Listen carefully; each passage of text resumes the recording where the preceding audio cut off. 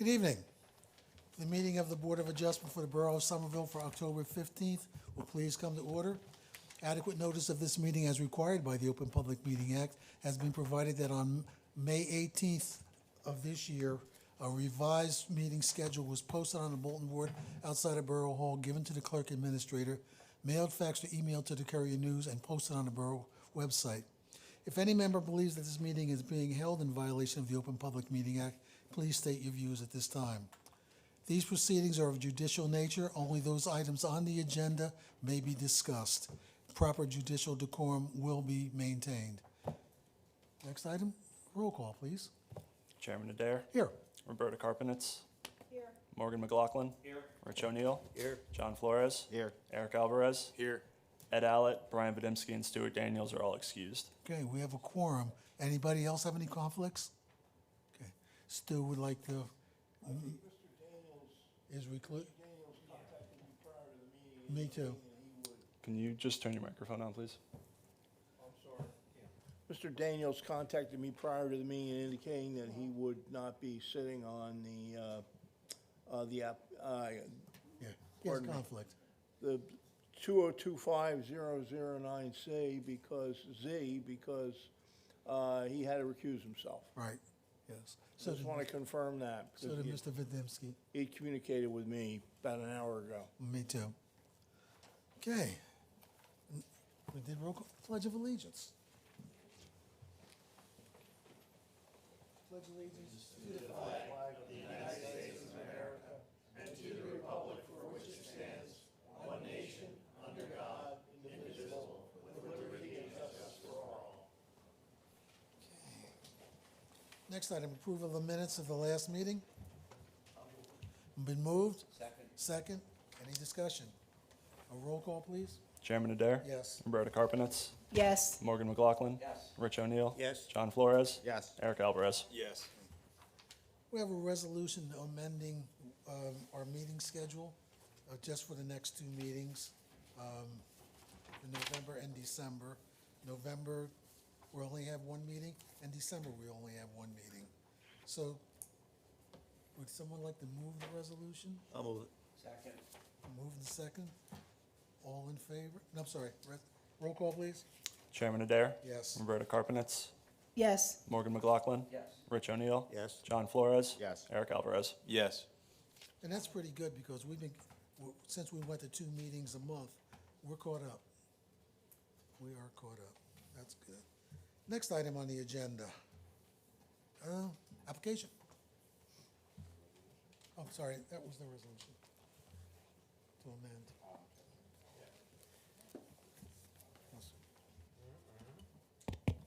Good evening. Good evening, members of the board. First of all, I wanted to say thanks for going to two meetings because it's really helpful to move these applications through. Yes, it is. They were getting really backed up, and we appreciate, we know you're all volunteers. Members of the board, my name is Mike Ogrodnik. I'm an attorney at Savo Schalk Law Firm here in Somerville. I'm appearing on behalf of the applicant, Princeton Canal LLC, in connection with an application for 69 West End Avenue, identified as Block 29, Lot 26.01 on the Borough Tax Map. It's application 2025-009Z before the Board of Adjustment. Of course, since we're before the Board of Adjustment, we do need some relief by way of FAR and use variance. And then there are several bulk variances in connection with the major site plan approval that we're seeking for an existing professional office building, converting it into a proposed 8-unit multifamily dwelling. The subject property is located at West End and Kamen Place in the professional office residential zone. That's the POR zone. Site currently contains an older professional building and a 12-space parking lot. This application proposes an adaptive reuse of the existing structure to provide 8 residential units consisting of a mix of 1- and 2-bedroom apartments. The proposal summarized, which we will detail, includes a 2-story addition in the rear, conversion of the former garage into a 2-bedroom apartment, 2 basement level apartments within the existing footprint, an expansion of the parking area to 15 total spaces to include, of course, our ADA compliant spaces and 1 EV make-ready spaces. Upgrades to the site include really minor modifications to landscaping, lighting, refuse storage, and stormwater. Project represents a full rehabilitation, complete and total, bones-up rehabilitation of a 100-year-old building that has been underutilized in our opinion as an office space. What we're seeing is a return to the historic uses on the east and the west side of town for all those old, large, single-family residences, converted many of them to professional offices in the 60s, 70s, and 80s. And now there's a tremendous amount of interest to convert them back into residential uses, given their key location along West End Avenue. This application proposes to maintain the architectural character and enhance the visual appearance for these structures with new details that our architect will explain. By way of relief, we have the D1 use variance to permit the multifamily residential use in the POR zone, and then the FAR variance for the floor area ratio, where 36.84% is proposed and where 25% is permitted. C, bulk variances are necessitated for the side yard setback. The 1 yard is 5.5 feet proposed where 8 feet is required. And the improvement coverage, 66.07% is proposed where 50% is permitted. There's also a parking, because some of the parking is in 4 feet of the boundary line. It's an existing condition and within the front yard. Design waivers include, and I think we're going to eliminate some of these, but the refuse enclosure, security lighting after 11, and then the absence of a sidewalk along Cammon Place.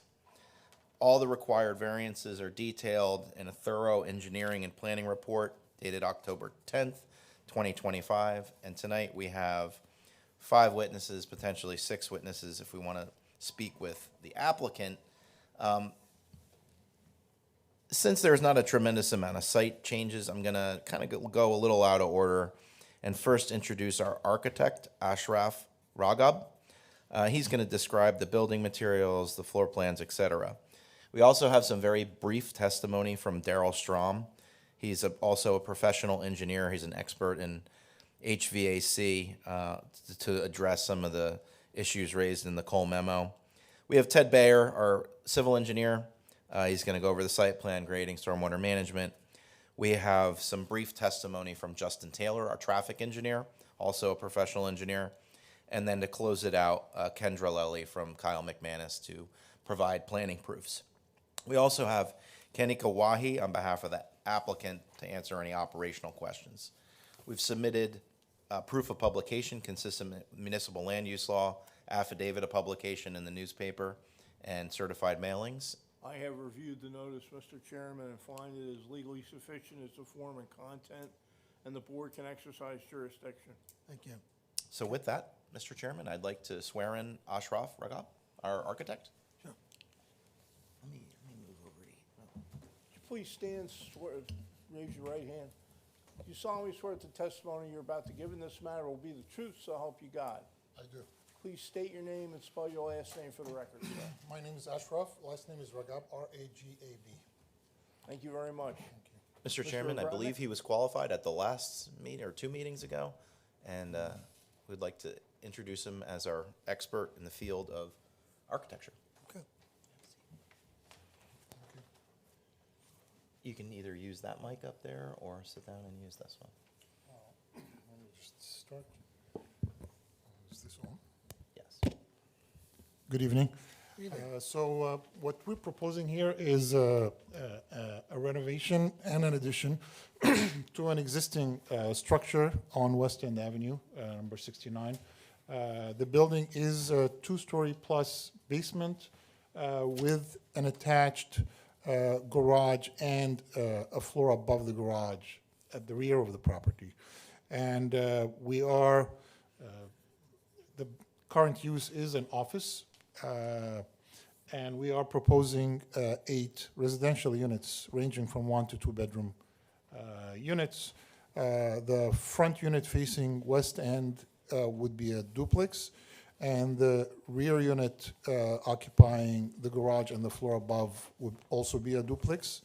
And the main body of the building would have 6 units, 2 in the basement, 2 in the first floor, and 2 in the second floor. And they are almost identical, except that the 2 in the first floor are fully accessible. And in order to achieve that, we are proposing a wheelchair lift from the parking area. There is a walkway that goes to the wheelchair lift that goes up about 3.5 feet to a landing, and then the 2 apartments on the first floor are fully ADA compliant.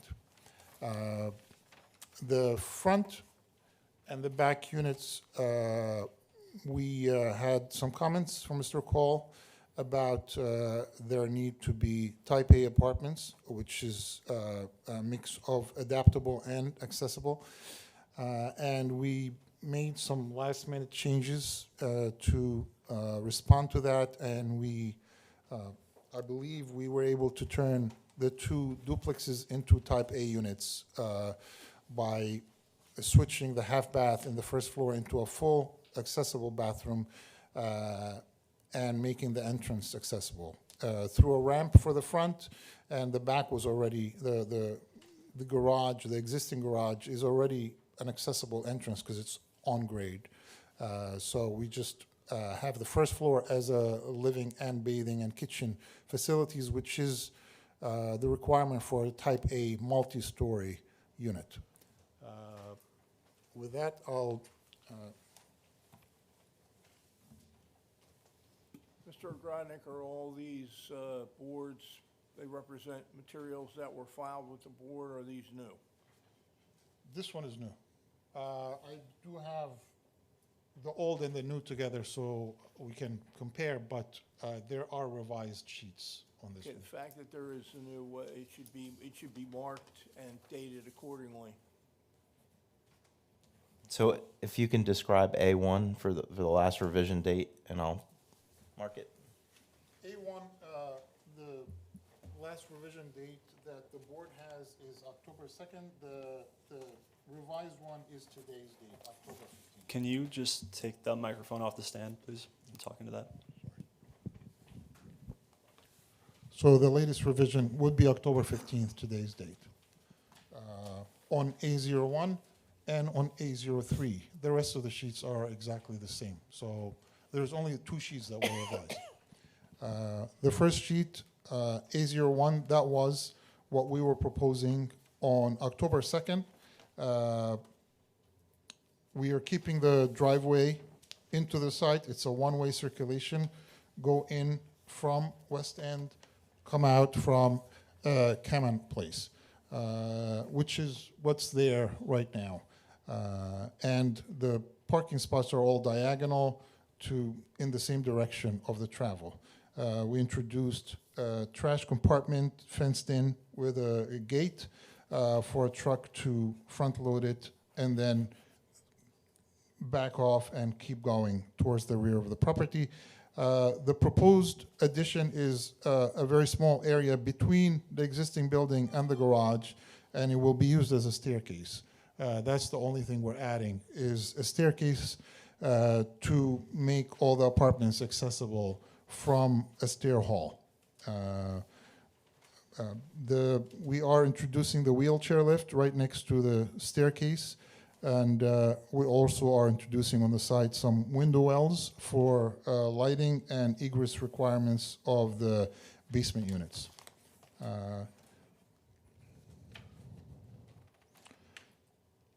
On our October 2nd set, we had a walkway that traces along the whole parking lot, and it stops at the stair and the wheelchair lift.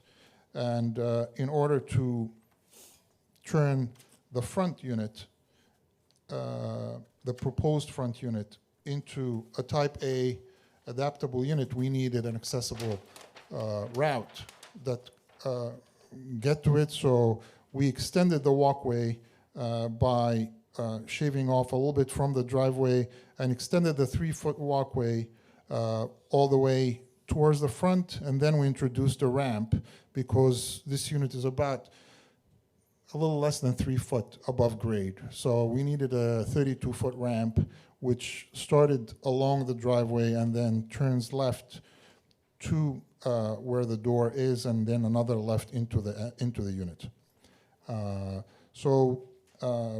This is pretty much the extent of the changes we proposed. The entrance to the back unit is the same, did not change, and all the units in the middle are the same, did not change. Because of this added walkway and ramp that goes all the way to the front, the maximum improvement increased by a little bit over 300 square feet. We were proposing previously 10,736 square feet of improvement, which is 66.07. With this change, the maximum improvement would go to 11,059, which is 68.06. So an increase of about 2%. And that's all because of the walkway and the ramp that were added to the maximum improvement. And these are the only changes that we made, and we made this strictly in response to the engineering report. Sheet A02, no change there. This is the existing floor plans as they stand. There is a finished basement with an 8-foot high ceiling for the back half of it. The front half is lower ceiling height, is 6'7". And then the first and second floor are all offices, conference rooms, some staff lunch area. And in the back, separated from the structure, there's a 2-car garage, and then there's a staircase from inside the office that goes up, or from a lobby in between, that goes up into a second storage space above the garage, around 19 by 19 foot.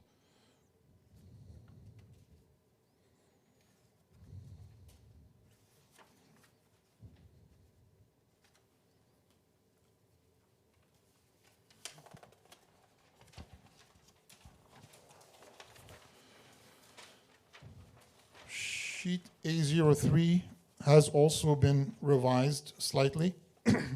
This is the sheet that the board has that we filed on October 2nd or 3rd, I believe. It has, in the basement, we extended the 8-foot portion of the basement by about 10 feet to make 2 one-bedroom apartments identical to the ones above. So we lined up all the apartments together. The rest of the basement is mechanical and storage spaces that have an entrance directly from the side of the structure.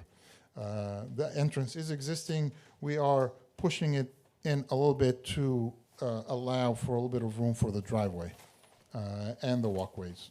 So the basement apartments have, as I said before, window wells to provide natural light and to comply with the egress requirements for fire exits. The staircase addition goes down from the first floor into the basement, and the stair hall accesses both apartments. Moving on to the first floor, the front portion of the structure is separated as a duplex unit with living, dining, kitchen in the first floor and a half bath and a staircase that goes up to 2 bedrooms and a bathroom upstairs. We had previously included the washer dryers in all the units based on the previous planning report, engineering report. So that's The front unit, the middle part of the building is almost typical. 2 one-bedroom apartments per floor, side by side, mirror image. The only difference is on the first floor, as I said, the units are accessible. So the bathrooms have all the ADA clearances, and also the bedrooms, all the doors are enlarged, and the clearance for the wheelchair access is provided in the first floor. Second and basement are not accessible. The back apartment has a separate entrance from the parking lot, from the rear of the property, and it's similar to the front apartment on West End. The entrance goes into a living dining area, half a bathroom, a kitchen, and then there is an internal stair that goes up to 2 bedrooms and 1 bath. The laundry room on these 2 duplexes exist in the second floor. So we're proposing the laundry closet, on the second floor. And that takes care of all the floor plans. Now, the revised floor plan for A3, which is issued today, only changes the first floor. The back apartment, we changed the half bath into a full ADA compliant bathroom, the half bathroom into a full. The kitchen, we made it a U shape with ADA compliant clearances, and the second floor stays exactly the same. The entrance to that unit is on grade, so it did not need any ramps, or it was already accessible. The front unit, we had to introduce this ramp that, we extended the walkway to here, and then there's a ramp that goes up, a landing, another ramp, a landing, and then goes into the unit. And the half bathroom also was revised to a full bath. Kitchen got shifted a little bit, but the layout is pretty much the same. Living, dining, kitchen, full bath downstairs. Upstairs did not change. Two bedrooms, a bathroom, and a laundry closet. And these are only the changes we made to the floor plans.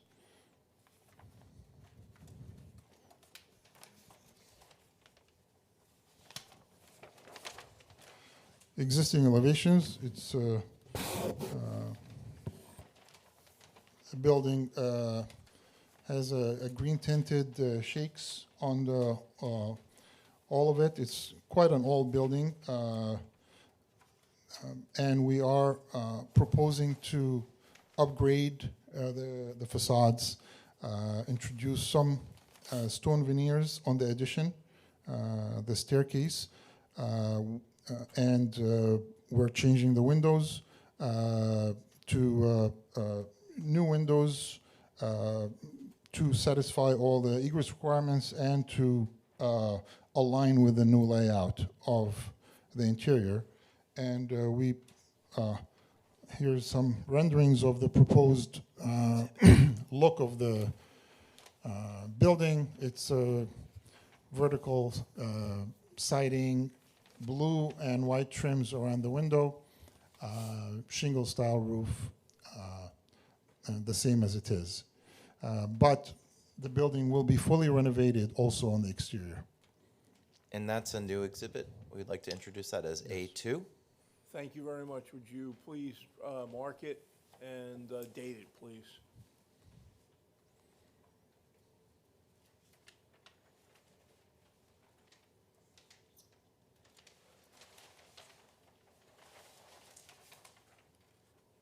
And that concludes the architectural.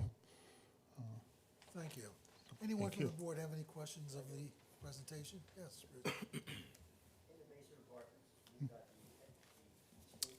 Rich. Rich, Rich, can I'm you, not sure you're speaking. Turn your mic correctly. on. Sorry about that. In the basement, you've got 4 windows, 2 per each unit, marked as fire department escape windows. What's the elevation of the bottom of that window to the floor? To the floor of the basement or to the floor from the outside? Floor of the basement to the window. It will be probably around 3 foot. The maximum by code is 44 Yeah. inch, so it will be probably 36 inch. You're saying probably, what's it gonna be? Can make it 36 inch because the window well will go down to wherever we want that window to stop. So we could go down to 2'6" and extend the window well downwards. Okay, now when you extend the window well downward, how are you gonna drain it when it rains? We do have floor drains in the window wells. Each window well will have a floor drain. Where do they go? They connect to the storm drainage system. So whatever storm drainage system around the foundation, we will have to connect to the window wells to it. Mike, are you aware of that? I don't think the grading works. I don't think, by gravity, I don't think you can do that. If you look at the inverts of the trench drains and the stormwater management, you're gonna be in the ground about 4 feet. And you're gonna, I'm assuming you're gonna do it by gravity. So you're gonna put a pitch on a 4 foot down We to can, get it out. if the gravity doesn't work, we can always introduce a pump and pump Right. the water from those wells into connect to the storm drainage system that exists on the site. I prefer not to do a trial and error.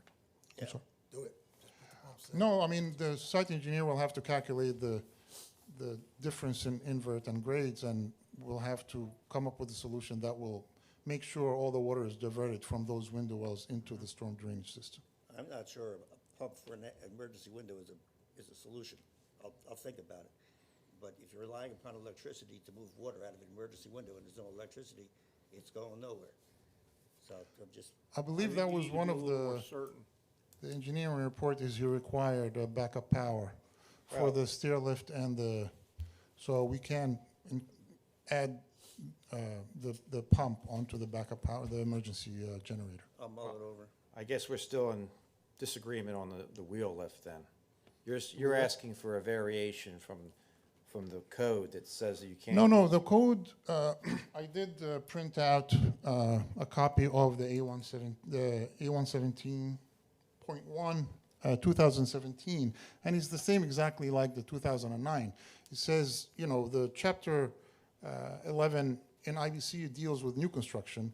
This is not a new construction. This is an existing building, and we are allowed to use wheelchair lifts anywhere it's required. I disagree with that. The rehab code governs the change of use in the building, which kicks you back to the IBC code, which requires ramps. You can't use a wheel lift for the R2 use. I provided all you that. No, this is a copy from the ICC 117. You can read the commentary right under there. Right, you can't get there. I'm saying you can't get to here through the IBC, through the rehab code. Right, that's the ICC code, but the rehab code tells you what type of accessibility is required. You can't get there. I'm not saying you can't use a wheel lift. I'm saying you can't use a wheel lift for an R2, and you can't use it, and where you can use it on the B uses, it has to have a backup power per code, which you're not proposing. So I'm saying two We things. can propose a backup power, but Yeah, but you're not right now. You will. Since if it's required, they have to do it. But it's, okay. He's showing me the ACCI code, which covers accessibility. To get there, you have to go through the tree. It's a rehab of an existing structure. So you go through the rehab code. The rehab code kicks you back to sections of the IBC. can I read The it? Can I sections read of the yeah. passage? Sure. It says, typical building scoping provisions permit these mechanisms to serve as part of an accessible route in new construction into limited applications, such as performing areas, wheelchair viewing areas, small areas not open to general public, raised areas in courtrooms, amusement rides, play components, team or player seating, and within dwelling units. Platform lifts can also be part of accessible means of egress when supplied with standby power. In existing buildings, lifts can be used for any application requiring access if they are installed in compliance with the requirements of the reference edition of ASME A18.1. Please see the building codes for specific scoping provisions. That's Right. what- Well, we just disagree on what the code says. I provided, in my But this is the response- code. This is Right, an and applicable I provided code. the code. That's the, I don't agree with that at all, because the wheel lifts you just referred to is not for the R2, it's not for apartments. Everything you said there is for stadium, and I provided about a month ago that section of the code. I did read it, and I Right. did provide, like, respond with this passage from the ICC accessible building code. I mean, this is what governs accessibility into buildings, that code. And it says, for existing buildings, you are allowed to use wheelchair lifts whenever you're required to provide access and whenever there is no space otherwise. So I'm not sure what is there to disagree with. Like, I mean, the code tells me that I can do it. That's not my interpretation of the code at all. It's not? We can all look at the same thing. I provided at least When it says three- in existing buildings, lifts can be used for any application requiring access if they are installed in compliance with the requirements of the reference edition of ASME 18.1. I mean, it's telling me I can use it. The rehab code says you have a change of use, correct? That's correct. We're going from a B use to an R use. Yes. When you have a change of use, the You trigger. have to abide by the code. Right. Don't And- interrupt him, And the code goes back and says that you have to follow the accessibility in the IBC current edition. Yes. Right. The current edition of the IBC, for when it says wheel lifts, does not say you can do apartments for that. But the IBC edition specifically says for new construction. You know, the passage you're referring The to. rehab code tells you the rehab code says when you have to apply it, and it tells you where to go in the IBC, because it's not new construction, correct? It's a not. recon- No, it's an By the existing. UCC, it's a reconstruction, among others.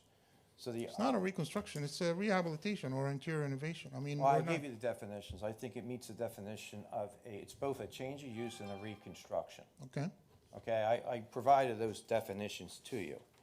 So the rehab code says what sections of the new IBC code, which governs new construction, are applicable. Okay, it says accessibility kicks you right to the IBC section. The IBC section on the code does not allow wheelchair lifts for apartments. in new construction. That's what it kicks you to. It kicks you to the new construction. You're out of the rehab. Rehab says, do X, Y, and Z, follow the new construction IBC for accessibility. The new IBC says you cannot use wheel lifts for apartments. I'm telling you how I got to the new construction code. You're reading it in paramateria. Uh, No, I'm not This, questioning. that's I'm how just it works. declaring how you're reading it, because that's, No, it's pretty clear in the code, Right. what sections of the IBC, the New Jersey edition of the IBC, which governs new construction, also covers rehab where applicable. So what I'm saying to you is you go back, you follow the matrix, which I provided this. You go to the IBC because the rehab code, change of use, B2 to R2, higher standard, it says what sections in the rehab code. You go to the IBC code, that section says you cannot use wheelchair lifts for apartments, for R2s. Therefore, if you want to use a wheelchair lift, you're left with going for a variation, assuming the board agrees with it, the Construction Board of Appeals, saying that there's some kind of site constraints. And my response to you on that is, there's not site constraints. In 87, right down the street, we put a ramp down the western property line to provide access to, in that case, it was a group home, but it was the same situation. 87 West End had the same exact thing. It was a gut rehab, change of use from a professional office to residential group homes. Guess what happened there? A ramp was put down the west side to apply accessibility to the ground floor units. I mean, I'll look into, I looked into adding a ramp, but with all the improvements on the site, I don't see where we can. Why put in can't you 50 put foot. a ramp down the western side of the building? Behind the garage, right in, Behind the garage.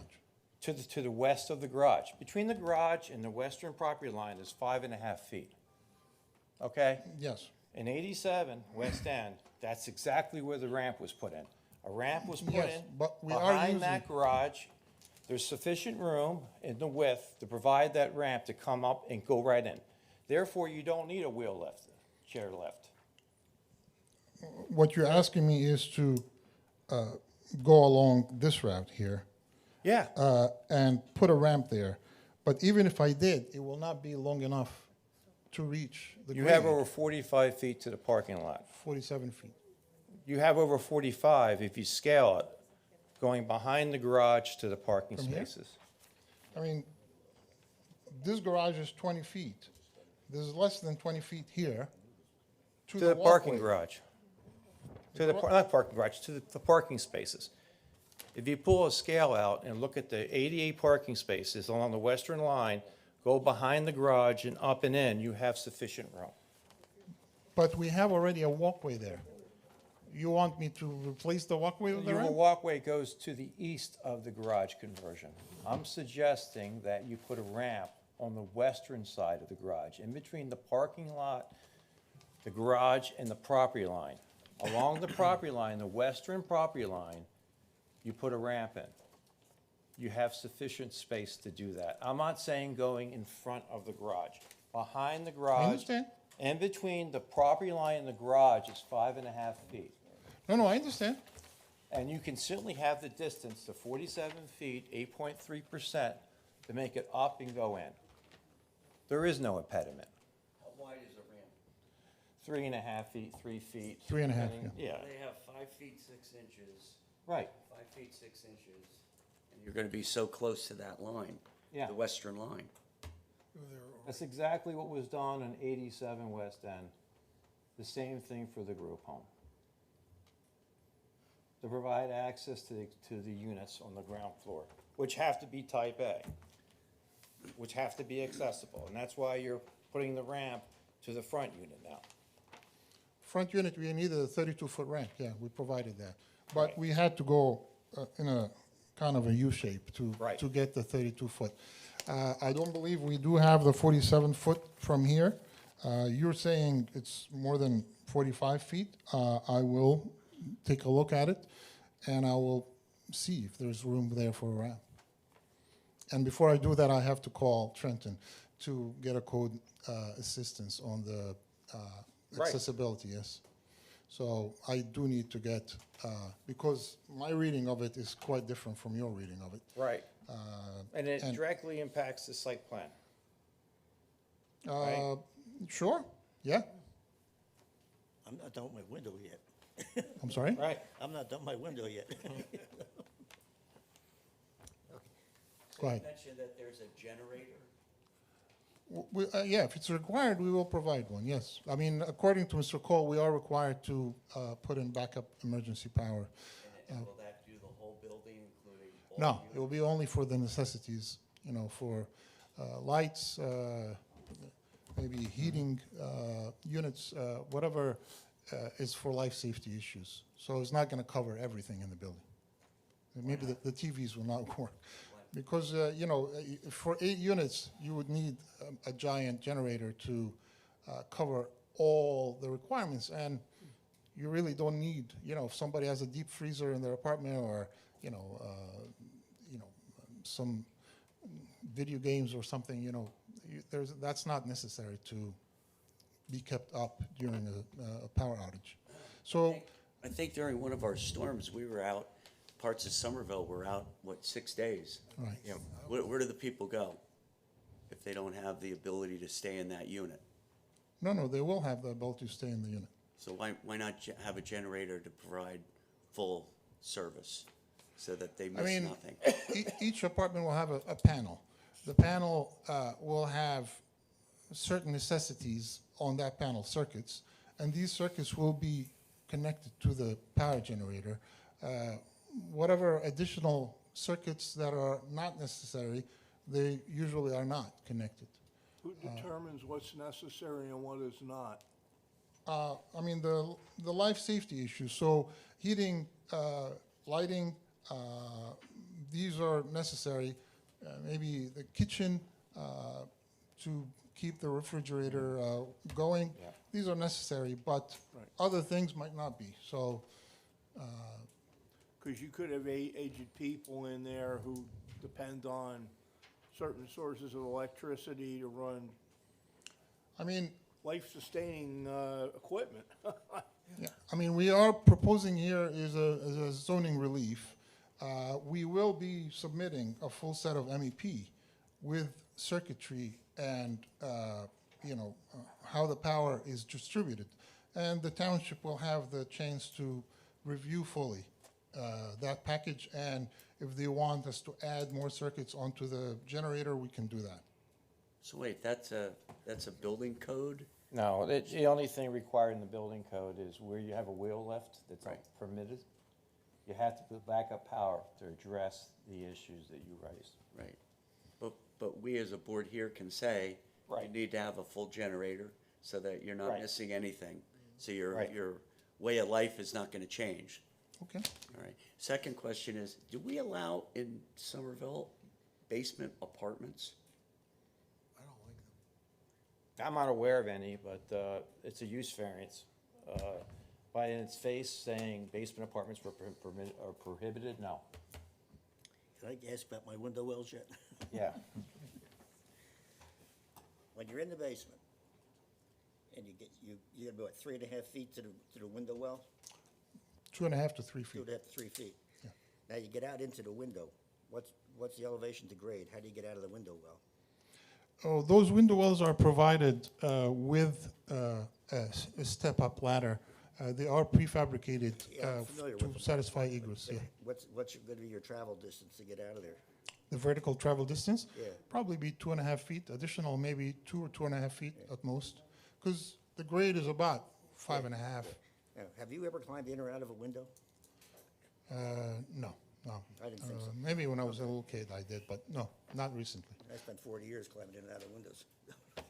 I mean, we will satisfy egress requirements for the window size. So not only for people to climb out, but for firemen to climb in, to try to help people evacuate. Now, So, the other thing, with the layout of the apartment, your basement apartments, are more like the front bedroom with the window well. A3? A3, yep, the front window in the basement. If you've got a fire in the kitchen, you're either going out that window well, good luck with that, or you're traveling through the kitchen to get to the exit door.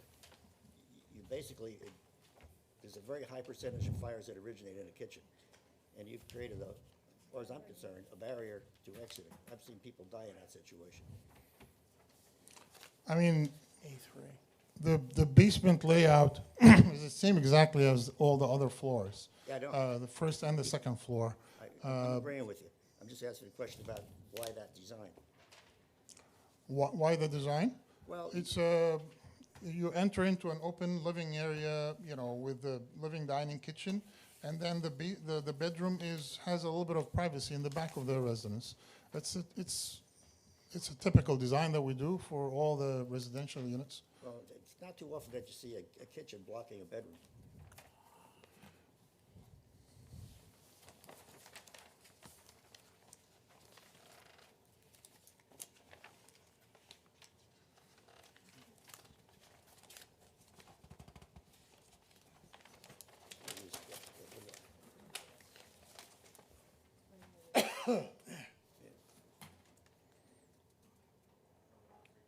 Okay, I just want to make sure you've got A3. Is, I'll describe it as the window well prefabrication specs. Yeah, Thank you very much. you submitted. Yeah, so the window wells are, you can see that they are provided with floor drains, it shows on the plan, and the ladder at the edge, at the furthest portion of the well that goes up.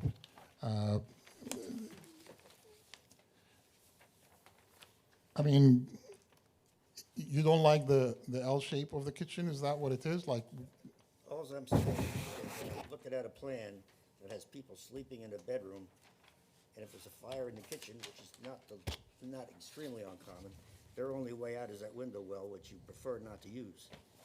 I'm just, separating an egress from bedroom with the kitchen makes me very uncomfortable in the basement. I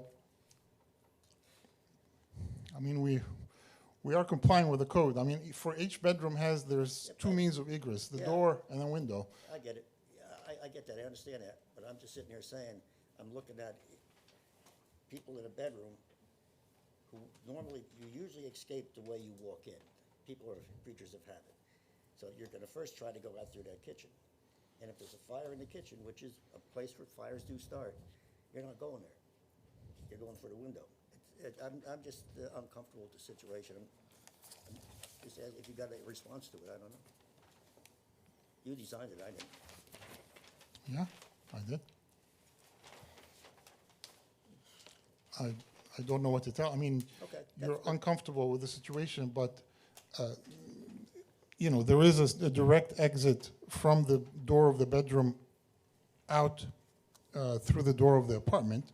Yes, the kitchen will be on your side, but there is a straight line. You're not, you don't have to go into the kitchen to go out of the apartment. Well, maybe look at it this way. What if you're in the kitchen and there's a fire and now you can't get out of the kitchen into the bedroom or up the stairwell? Why? Well, if there's a fire in the kitchen, maybe it's blocking. I'm not a fireman. I'm just saying, I kind of understand what Rich is saying. You're in the kitchen, maybe have your kids with you, whatever. Fire in the kitchen, and now that is blocking or impeding your access to exiting the kitchen. It's impeding your access to the bedroom, it's impeding your access to a stairwell. I think that's what Rich is asking. From each space in this apartment unit, there's two fire exits through window wells and one through the door. So there are three means of egress from that apartment. From any of the apartments, really. I mean, we were talking about the basement, but the same exact situation applies for the first and the second floor. I believe that's more than sufficient for egress. I mean, if you're in the kitchen and there's a fire that's surrounding you in the kitchen, you're gonna have to make your way out through one of the window wells or to the door of the apartment. There's no other way to do this. Okay. I do have a question about the size of the apartments. I believe the one-bedrooms are 610 to 625, and the two-bedrooms are about 906 thereabouts. Do you know what our minimum requirements are for one- and two-bedroom apartments? And how do these comport with that? I believe that the one-bedroom apartment requirement is about 550. I thought it was 6. I thought it was 8. I think it's only in the, In the redevelopment areas, it's 800, 1,000. Okay, so, and then what is it, and then for a two-bedroom? 1,000. Okay, so 800 to 1,000, and these are 6 and 9? Am I understanding that correctly? I think that's correct. That's Yes.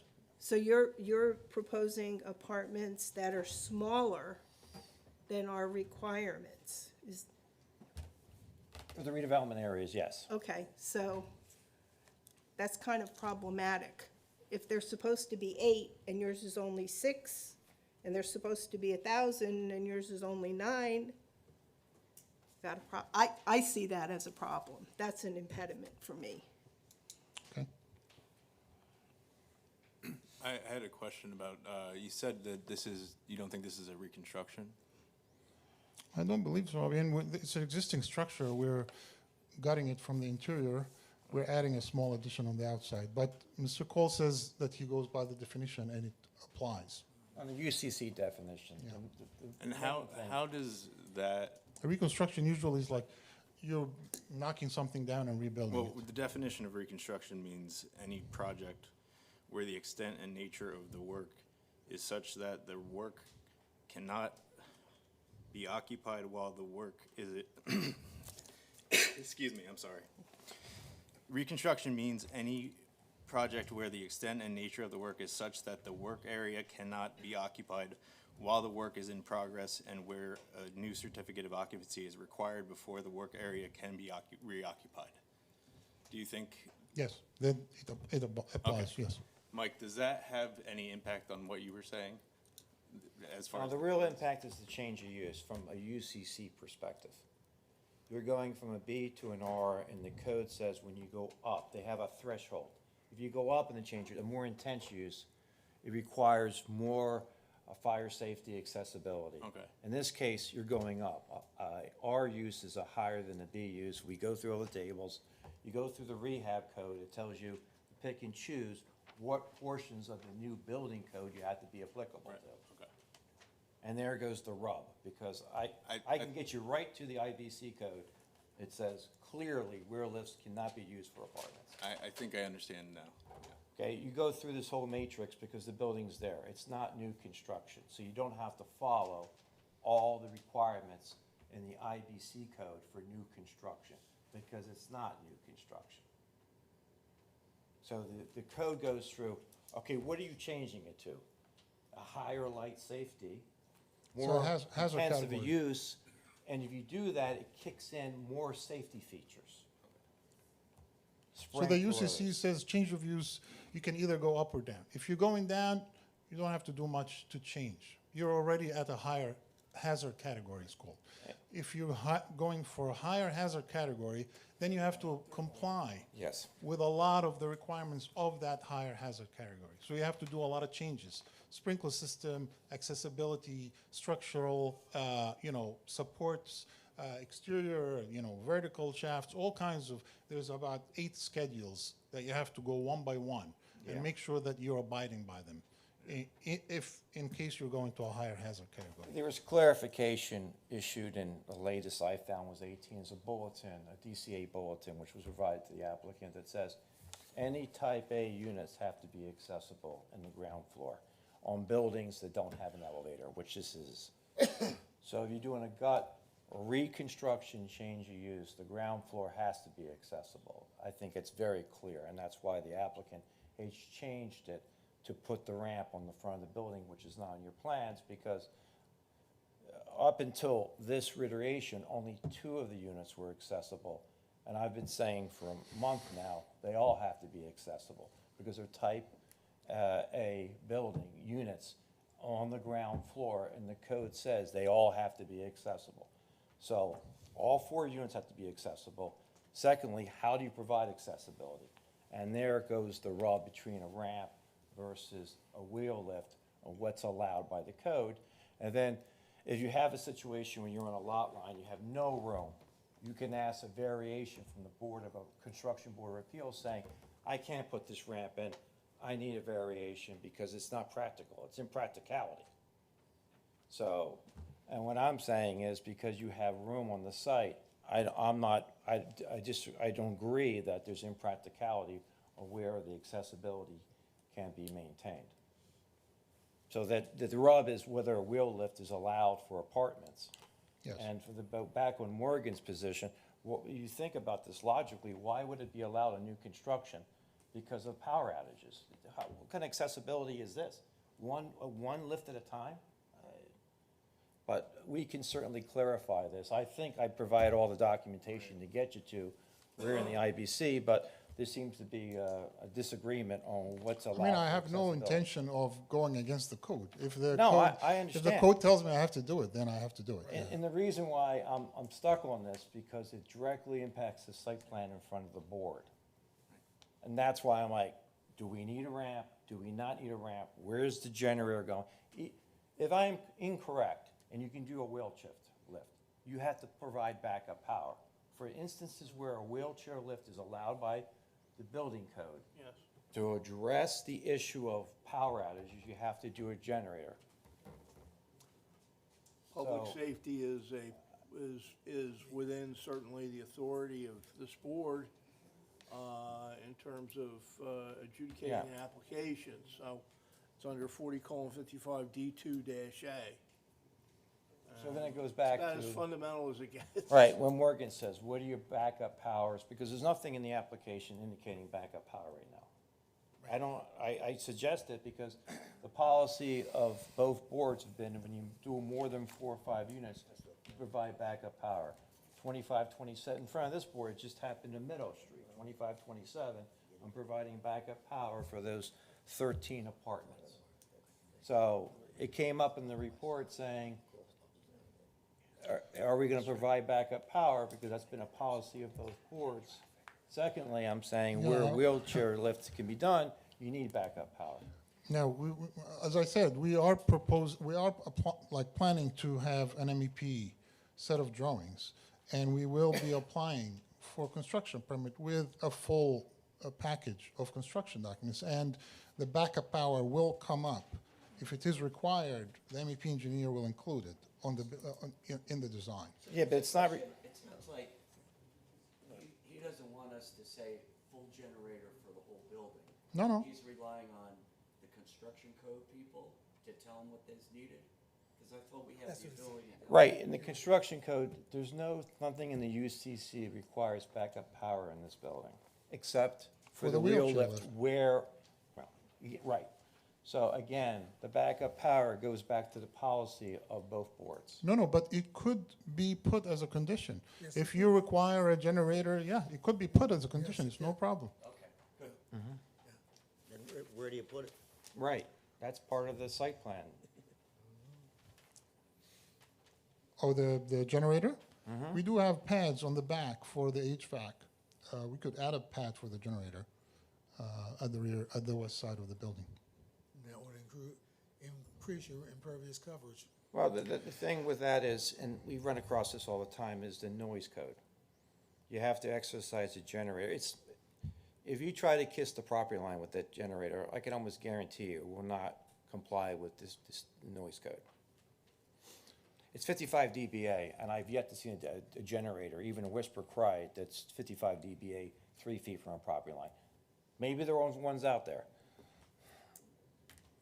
I mean, we do have other spots we can put it You're on the saying there's property. flexibility, we can comply with the noise Yeah. code. I'm sure you can. I'm just saying, it'd be nice to see this, like you have 8 compressors, AC compressors on the property line. I don't know if they comply. Along the western property line, there's AC compressor or heat pump, I think it's AC compressor, for each unit in a row. 8 of them, yes. Yes, it's in the report that I just don't have the data on that. We've had problems, I saw the challenges. report. Yeah, with complying with this. I mean, again, you can request the sound level of those cut sheets, and we can provide you, you can say, maximum 30 or 40 decibels, and we will provide a unit that will satisfy that requirement. I mean, I'm not an MEP engineer, but that's what I'm going to depend on, an MEP engineer to go search for an appropriate unit at the right decibel level and Right. propose it. You're saying that I'm sure we can address the noise code with the location of the AC compressors and any generator, backup generator. That's what you're basically saying. And I'm saying, I don't disagree with that, but it's not on the site plan. It's on the site plan because we had to basically put a placeholder, but all these things, we can shift them around. We can shift them to the front, we can shift them to the back. If the decibel is too high at that area, we can relocate them. We just are showing them on the site plan because right now we don't have an MEP engineer. We are just submitting for a zoning application. So, but the location of them can be changed, and we can work with the borough of Somerville to, until they're satisfied with the right location for them. It's no problem with that. Remember that since this is a D1, the board does not consider these things in a vacuum. So whatever you put on the site plan should be pertinent to what's going to be happening, because you may be prejudicing your own, application by not having specific information that would enable the board to make a reasoned decision. So, I mean, the only reason I'm saying is because I'm hearing your testimony, and to some extent, you're vacillating a little bit, and I'm concerned. No, I'm just saying that Well, there yes, you are are. professionals that Respectfully. will look into the details of this. There's gonna be a meter Well, pit. looking into it is not there- solving the problem. No, they will come up with the correct solution because that's their technical expertise. There's I a am, reason why the board didn't bifurcate this. I understand what you're saying. What my concern is in the site plan, the board's approving something. Right. And you're saying, you're probably gonna need We- flexibility on no, location but- or certain things. the board can place conditions. So you can place conditions on the HVAC that it has to satisfy the decibel. The same thing with the generator. It has to satisfy the noise But the board ordinance. is also entitled to know the information up front. But the Just problem building is it as that- condition is not necessarily sufficient. May I suggest anticipating there may be revisions and revisiting of some of these site plans, It would appear that that would be we necessary here. put a pin after public question, get through some other witnesses that may have less controversial testimony, and Well, then, Controversial is, no, I'm not disagreeing with you, I'm saying this is more than controversial, this is quite pertinent. I wouldn't even say controversial, because we've already talked about public safety issues here and resident safety, and, you know, we're not getting, it's on. You know, I can't help noticing this, I mean, I question witnesses all the time. I'm not sensing you're giving straight answers. Maybe not because you're being misleading or anything, but because you don't have the information. And it would seem to me that you need to provide that. I mean, that's just my opinion, Mr. Chairman, but I am the board attorney, and I am in think total these are agreement. things you need to know. I'm in total agreement with you. I've got one other Yep. question. I would ju, oh, go ahead. About windows? Well, not by windows, but are you planning on sprinkling this place? Yes. I'll get back to the windows. Rich, are your concerns about the windows addressed, or is there still information you need? So far, they're not addressed, and I'm not sure they can be. All right. Okay, anyone, any more questions from the board? Okay. Anyone from the audience have any questions on the testimony just given? Questions on the testimony? Okay, Rick, now, One here, one from the back. come on up. Please come up and speak into the microphone. You might want to hand that microphone to What's your him. name and address, please? Hi, David Lang, 18 Cammon Place in Somerville, Lang. A lot of testimony, some over my head.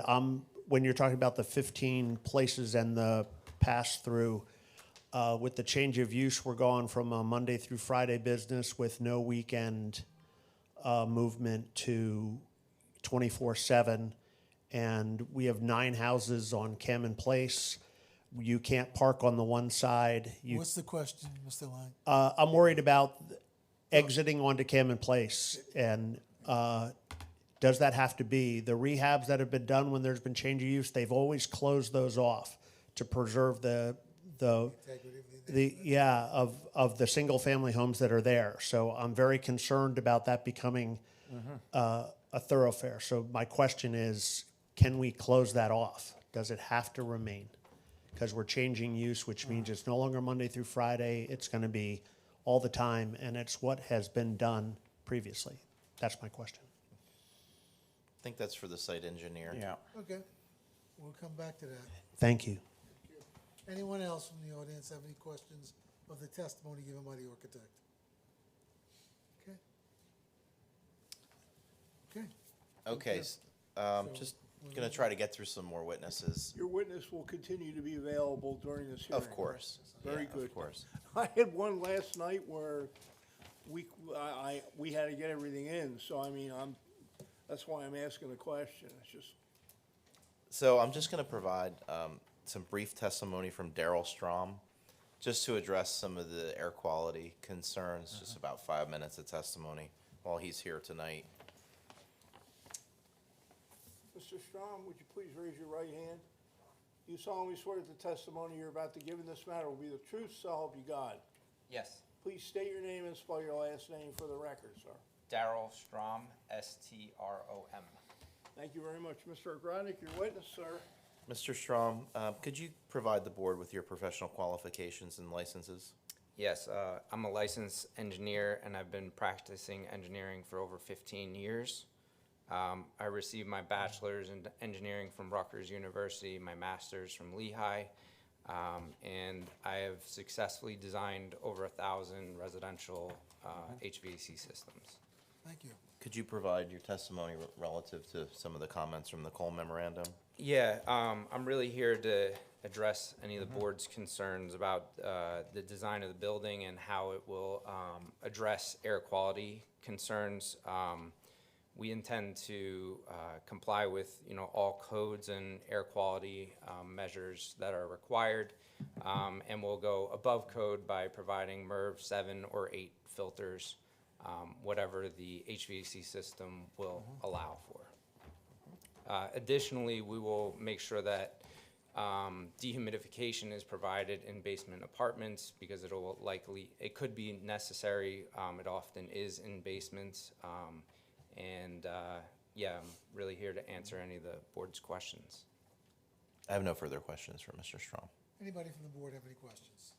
Get back my windows. The basement apartments each have 2 windows.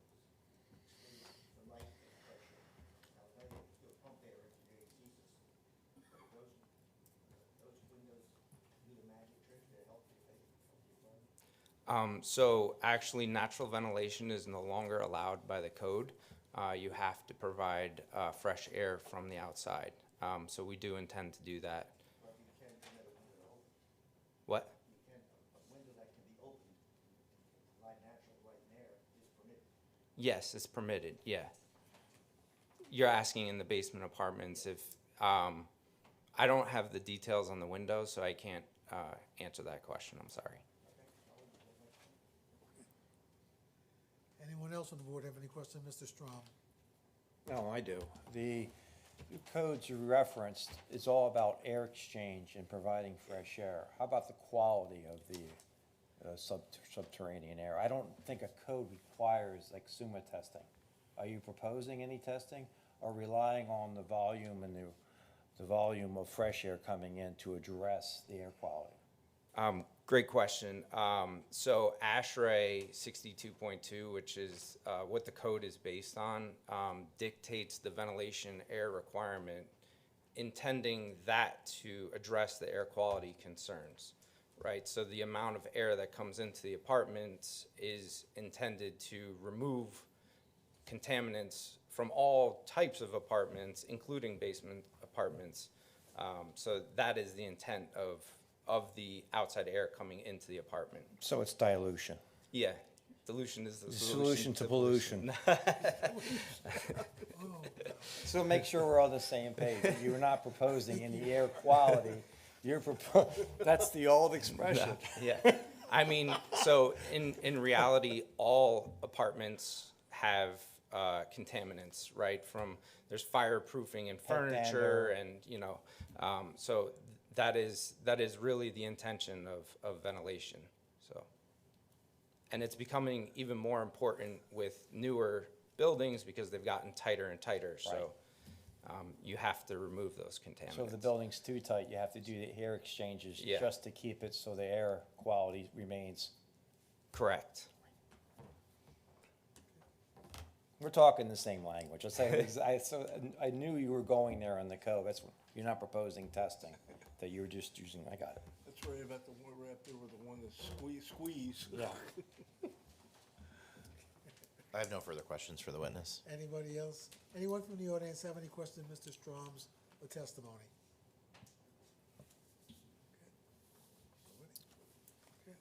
Thank you. Thank you, Mr. Our next witness is Justin Taylor. He's our professional traffic engineer. Good evening, Mr. Taylor. Would you raise your right hand? Do you solemnly swear that the testimony you're about to give in this matter will be the truth, so help you God? I do. Please state your name, spell your last name for the record. It's Justin Taylor, Taylor. Thank you very much. Mr. Ogrodnik? Mr. Taylor, Can you give the board your licensure and your professional and educational experience? Sure. I hold a bachelor's in engineering from the University of Delaware. I'm a licensed engineer in the state of New Jersey, as well as Pennsylvania, Delaware, and Texas. I'm also a certified professional traffic operations engineer by the Institute of Transportation Engineers.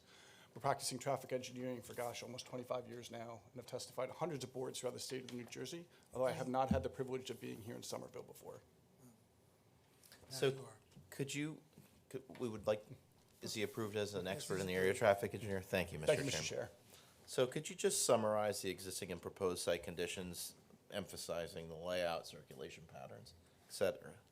Sure. So my responsibility as part of this team was to take a look at what the change in use and the proposed use variance would have on traffic generation, traffic impact, and circulation through the site. So to take those in a couple different steps. When we talk about traffic generation, what we typically do is look to either the Institute of Transportation Engineers or the NJDOT for trip generation for individual uses. Within the report that we submitted, we utilized the NJDOT rates since it is along West End Avenue as a state highway. But those rates are underlying the formulaic calculation comes from the ITE. And what we find is when you compare the 4,785 square feet of office that's contained within the building today to the proposed 8 apartments that would be there if the use variance is granted, we find a change in peak hour traffic of between 2 and 3 vehicles, right? So in the morning, you would actually see less traffic generated by this type of use. In the afternoon, it's about the same, and on Saturday, naturally, you're gonna have slightly higher peak hour trip generation use. Those, as I said, range in that level of 2 to 3 vehicles. We're not talking about hundreds of vehicles, we're talking about a handful in this case. There was a comment about the utilization of the NJDOT rates in Mr. Cole's review letter. So I went back and took a look at what the ITE and their new 12th generation of trip generation would say. So if you look to the land use code of small office building, it's land use code 712. It's for office buildings under 10,000 square feet. The comparison of that to the 8 apartment units would say that it generates 3 less trips in the morning, 3 less trips in the evening, and 1 more trip in the Saturday peak hour. Right? So again, what we're talking about is a negligible change in traffic impact from this changeover. The other thing that I do look at typically when we're talking about a use variance application is what other uses actually could be permitted. Right? We took a look at what's there now, the engineering office. But in this location, you could actually put a medical office building. You could put a dentist office. You could put a clinic. So when we look at the land use code 720 medical dental office building, the disparity between what could be here by your code and what is permitted by, or what's requested by the use variance actually broadens, right? You would generate 10 less trips in the morning compared to a medical office building, 5 less in the evening, and again, 1 more on a Saturday. So that's peak hour. Typically, as a traffic engineer, that's what we analyze because that's the highest impact on the surrounding roadway. It's when you have the most background traffic going around, people going to and from work. But I know the question was going to come up in this situation. What about during the day? What about as a daily number? And what about the comparison of this on a Saturday? Are we talking about the apartments generating throughout the day a lot more traffic compared to the uses that are permitted? So we look at the daily traffic associated with these uses. Based on the ITE projections, it would say for 8 apartments, you would generate 50 daily trips on a weekday and 36 on a weekend, right? That's for the apartments. You compare that to the office building of 69 on a weekday. So you're about 19 higher than what the apartments would generate. If you look at the medical office building, what we're talking about is 119 trips. So you're talking about almost 70 more trips throughout the whole day that would be coming to and from this facility if it was occupied with a permitted use. On the weekends, it is naturally lower than that, but it's not really a significant number when I look at it. You're looking at about 15 less trips when compared to an office building, and 11 less trips compared to what a medical office building could potentially generate on a Saturday. So with all those numbers, I can draw the conclusion that the impact to the surrounding roadway network based on this change of use is going to be negligible. There's no detrimental impact that the board, that would arise from the board granting the use variance for these apartments, in my opinion. There was some commentary in the review letter about the egress onto Kemen and the potential impact to the residential neighbors in the back. We looked at it, and what we're talking about is the one-way circulation pattern that's currently going on today. There is no change to that pattern proposed, and while the traffic pattern is contraflow, so you have people from a residential use, normally you'd have everybody leaving to go to work in the morning, right? Whereas the office building, you would have everybody coming into the facility in the morning. The way everything is laid out in there, the impact to the residential in the rear, from purely a headlight standpoint, is the same, right? You're still driving in a one-way direction to the rear from West End to Kemen. You're gonna park in those parking spaces. Whether you're coming into those parking spaces or whether you're leaving the parking spaces to exit to go to work, the impact is the same. So again, from a traffic standpoint, I don't see any change in the impact of the surrounding roadway network based upon the proposed use by the apartments. We did touch on circulation. The circulation aisles do meet your ordinance requirements for one-way parking and 45 degrees. Your ordinance requirement is 13 feet. We are providing 16 feet in the rear for the 45-degree parking, which will provide adequate circulation for those continued use of those spaces. It is also my opinion that the maintenance of this one-way circulation pattern provides for good transportation engineering planning. The NJDOT in their access code encourages the use of alternative access and the minimization of conflict points along the state highway. So by maintaining the existing travel pattern and circulating the vehicles in through West End and then having them exit to Kemen and Middaugh to recirculate to the surrounding roadway network, I think follows good transportation planning. So it's my recommendation to continue to maintain the circulation pattern as it is today. So in a nutshell, I think that the thought process behind the circulation pattern and the layout of the site has been thoughtfully done. I think it continues to provide for safe and efficient access to the site, and I think from a traffic impact standpoint, the granting of this use variance actually constitutes a reduction in traffic impact over what could actually be permitted as of right in this facility. And does the plan include 2 handicapped accessible and 1 make-ready EV space? Yes, it does, which meet all applicable codes.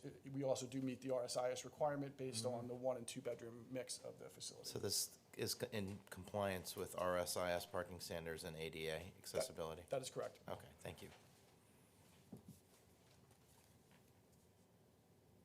I have no further questions for Mr. Taylor. Anyone from the board have any questions of Mr. Taylor? Did I hear you mention Sunday? So we looked at Saturday because that's typically what's published within the Institute of Transportation Engineers trip generation manual. But we did look at a weekend day from both a peak hour trip generation and a daily trip generation. So in your testimony, would you say that there's going to be more traffic on Saturday and Sunday at this location because it's residential versus office? I would say there is a negligible increase in traffic when compared to the other permitted uses. And when I say that, we're talking about on a daily trip generation perspective. If you were to compare it to a small office building, land use code 712, we would project it would generate 15 more trips than what's proposed here, 15 throughout the entire day. I would say that the threshold that the NJDOT and the Institute of Transportation has set is 100 new peak hour trips for something to be significant. So we fall well below that threshold on a daily basis, let alone on a peak hour basis. So does your information include what just went on with COVID, with everybody working from home on an office or at a reduced 5-day? Maybe they're working 2 to 3 days at the office and the other at home? It's a great question, and the answer to that is yes. The 12th edition of Trip Generation was just published this August, and so it's based on data collected post-COVID up until now. So yes, it does relate to what's going on in a hybrid work environment that we see today. So let's talk about what the use was. So it was an engineering firm there for a while. Yep. If you go way back, it was a single doctor that was there. I believe that he was a pediatrician. And I don't believe that they had Saturday hours. Medical may, and it is approved for medical if we would allow it. But I just want to go back to, it sounds that by being 8 units on a Saturday and Sunday, it is going to be significantly more traffic than what was there previously on this location. So from my terminology, from a traffic engineering parlance, it is not significant. And I don't think that you can look at it necessarily in a vacuum of what was there 20 years ago. What we need to do from a use variance traffic perspective is determine what's permitted there and what we're asking for. So I do not believe there's any stipulation on not having Saturday office hours for a medical office that could go here, right? So then what we need to do is look to what the data would say could be generated by that use.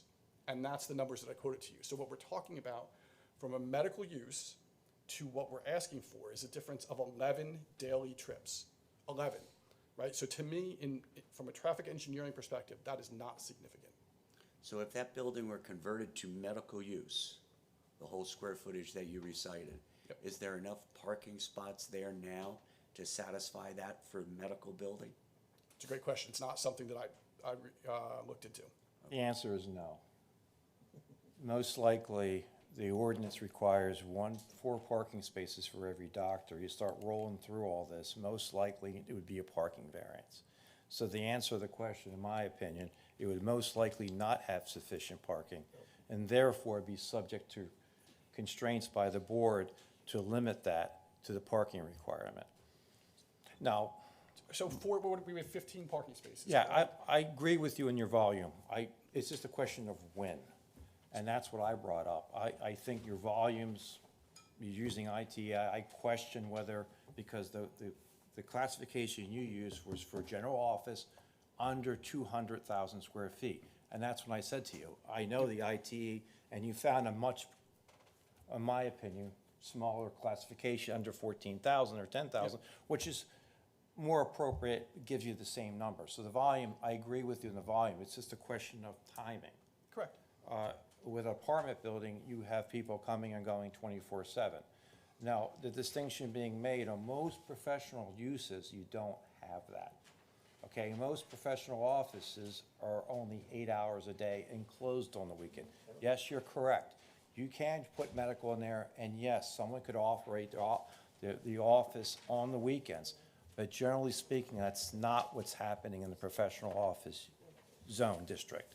So I agree with your volumes. I don't agree that the traffic is the same on the weekends. And the questions I raised are not mathematical questions, headlight glare, noise on the weekends, which is not there. From a volume point of view, I agree with you. Okay. So But from a timing and from a weekend point of view, I think there's a vast difference from a typical professional office use versus an apartment building. So I would say that the peaking characteristics are relatively the same. What you have is an influx for commercial in the morning as the employees come in, and then you have an egress in the afternoon. From a residential standpoint, it's the opposite, right? Everybody's leaving in the morning to go to work. You still have, from a headlight perspective, you still have the same vehicles driving down that rear access aisle, coming, whether they're parking in the parking spaces or they're leaving to go to work. It's the same impact when we're talking about that. I will agree with you that there are most likely extended hours for a residential use. You do have, but for the most part, the peak is the same time that people are leaving, right? I leave my office at, well, I leave my office at 6:30 or 7, but I'm in the abnormality. If I leave at 5:30, I'm getting home at 6, just like if I were coming from the residential, right? And I was coming back to where I was going. So I think you have the same peak impact when you start to look at how it extends out over that time, there will naturally be people that are coming later than that to the commercial. But from a traffic standpoint, it still falls well below what we would consider significant. You're talking about a car or two here and there in an hour, which I don't think really creates much of an impact. I do think, being out at the site, taking a look what's out there, there is some capability of potential landscaping at the southern end of the property to kind of potentially screen. You can't block it because the driveway's there, and you can't put things in the site triangles to make sure people can safely egress. But there's probably some capability of planting low-lying shrubs that would block headlights as you were parking from either the neighbors or the people on the other side of Cameron. And I think that's a good suggestion. I just don't see the fact that whichever type of use you put in here, you're still gonna be having people driving down that aisle to access the site. We just had almost the same application at 73 West End with the circulation to Cameron, and that was closed off. And it was, all the circulation was to West End. No, I understand what you're saying. It's not a major access permit. And the apron most likely cannot, the width-wise, can't handle two-way circulation. But then you question the volume issues and the bypass lanes, but I understand where you're going from with this. I get it.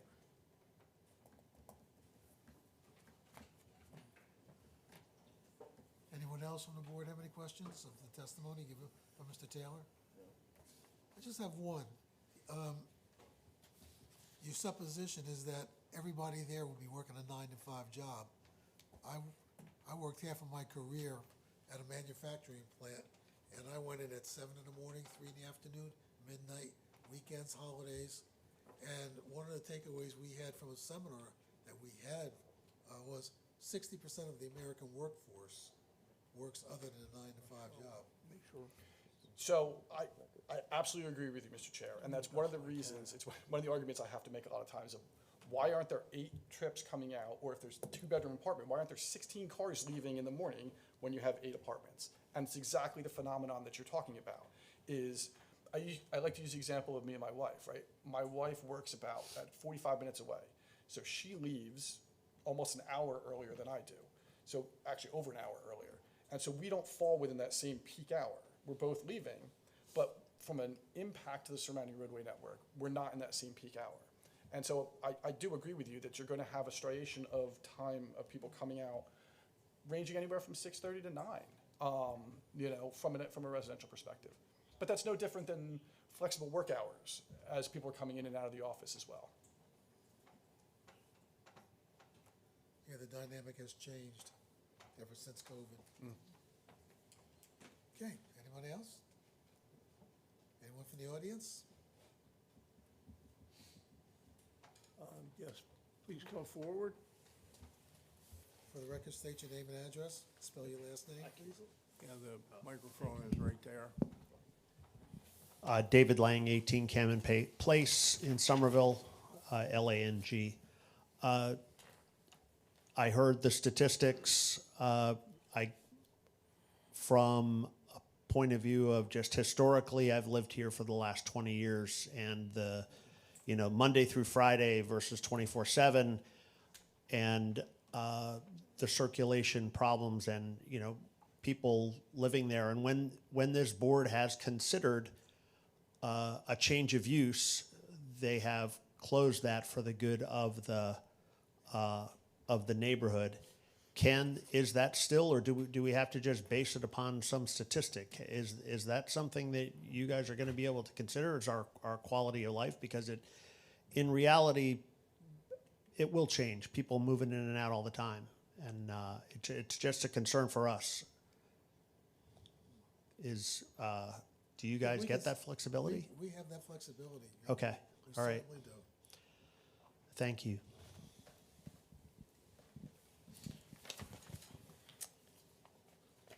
Anyone else from the audience have any questions of Mr. Taylor? Thank you very much. Our next witness is our civil engineer, Ted Bayer from Bayer Reese Engineering. Mike, one question, is Mr. Taylor, who's going to address the make-ready EV parking spaces for make ready. You are. I can, but Ted, what will you?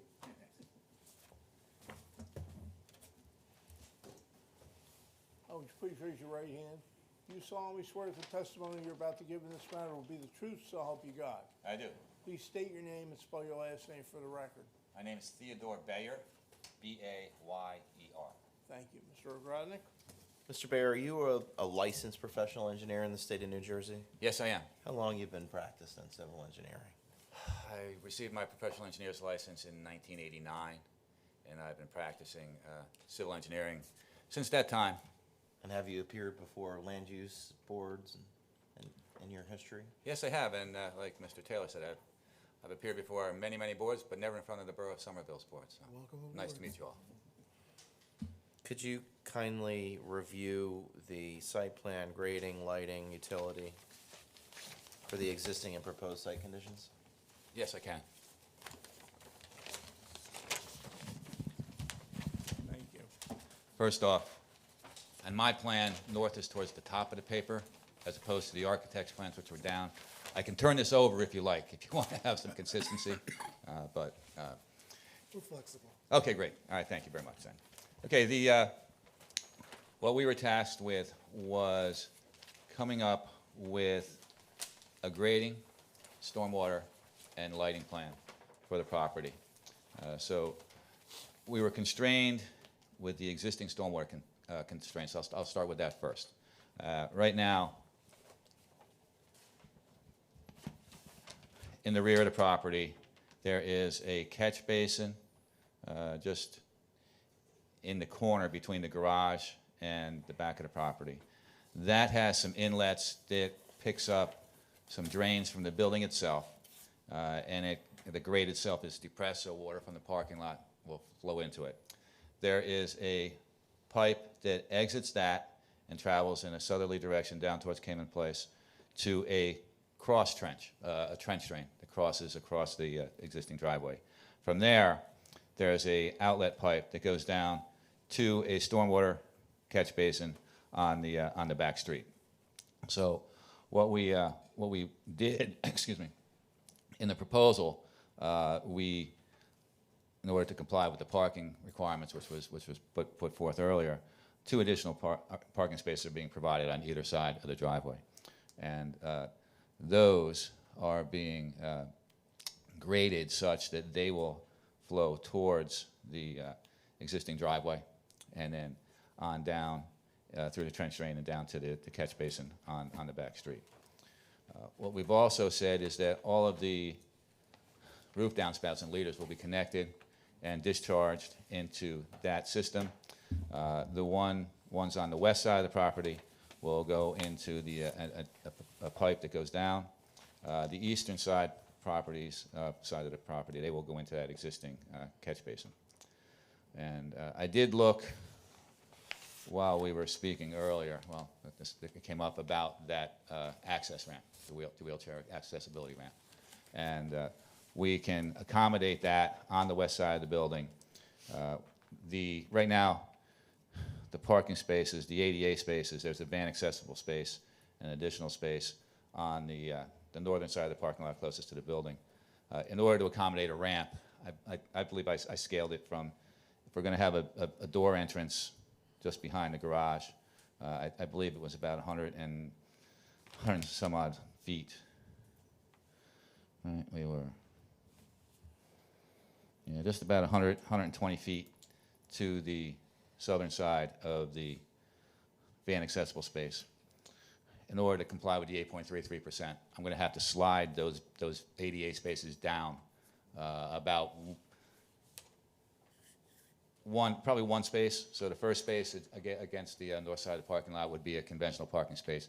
We'd slide the ADA spaces down, and with the depressed curb, we could come up with an 8.33% ramp and provide access. So that would put that issue to rest about the lift. As the architect testified, my plans have not changed. These are the ones that were submitted a week ago, 2 weeks ago. We can fit a 3-foot wide sidewalk with a ramp going up to the accessibility to the front parking lot. So, I'm sorry, the front apartment. So that would work. So we'd have an ADA accessibility route on either side of the building so that all those apartments are accessible. The other things that we did were look at trash and recycling. There was a review letter from the Somerset County Planning Board, and they wanted us to demonstrate that their trash truck could access this property. We don't have, given the existing configuration, the constraints, we can't use their truck, so we're going to have a private hauler. And I have with me tonight, before I get to that, we've shown a 6 cubic yard and 4 cubic yard dumpsters for trash and recycling. They'd be accessible where the trash truck would drive in. We'd have a little striped area with no parking, but he will drive straight in. There's a trash enclosure. Gates will open up. And he can use his forks, pick up those things, and then he would drive on out the back. And I have a circulation plan for that I can distribute. I think that'll have to be marked as an exhibit, Mr. Yes, Gibbons. it should be marked A4. Please date it. I guess he won't mind if I do it. I don't mind if you do it, as Okay. well, but it needs to be done. And you can give a summary, when you put a summary on the record of what that exhibit is. Yes, I will.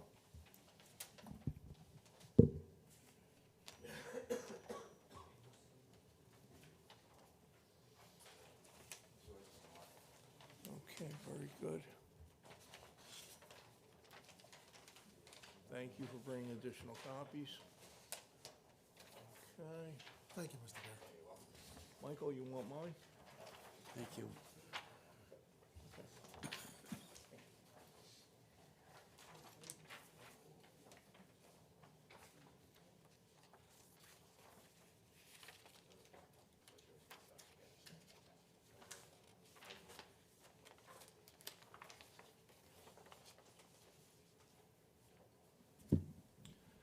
Okay, so this plan I just passed out is a vehicle turning analysis. It's for the trash truck. And this trash truck is a Mack TerraPro cab over. Its overall length is 28.61 feet. And it's got the wheelbase of 12.33 feet. It's basically the forks in the front. So the truck will drive in off of West End Avenue, come in. And as we've shown on our site plan, as we showed on our site plan here, we're going to actually move the curb line to the east against the eastern property line, but provide a striped area that's going to say, no parking. So that'll provide access for the trash truck to come in. He can open up the gates, and the gates are detailed over here on our plan. So he'll be able to drive in, and as shown on the traffic circulation plan, you can see his wheels coming in. And then he'll pick up the 2 dumpsters, and he'll back up and then drive on out. And we've shown in the solid line his wheel track, and the dotted line, since a little bit out there, that's the back of the cab, the back of the body of the truck. So what we've shown is that truck can come in and do that, and that's a commercially available truck. Unfortunately, it doesn't match what Somerset County has, so that's why we're going with the private hauler. Okay, we also did some landscaping work, and I noticed in Mr. Cole's memo, I had the wrong Latin description of our inkberry things. We can change that. That's what we provided is some screening on the eastern side, a couple of trees coming out, and some trees being proposed to screen from the back. Some shade trees as required. We were required to put in 3 shade trees. We proposed 4, and the ones in the front are a little maple tree that doesn't grow. Its maximum tree height, growth height at maturity is about 25 feet, so we'll stay away from overhead lines and things like that, and there are overhead lines out there. The lighting is on my second sheet.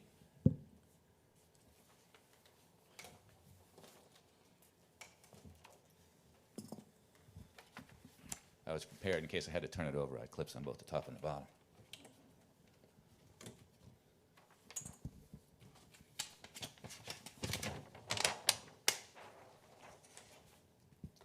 So on the second sheet here, we show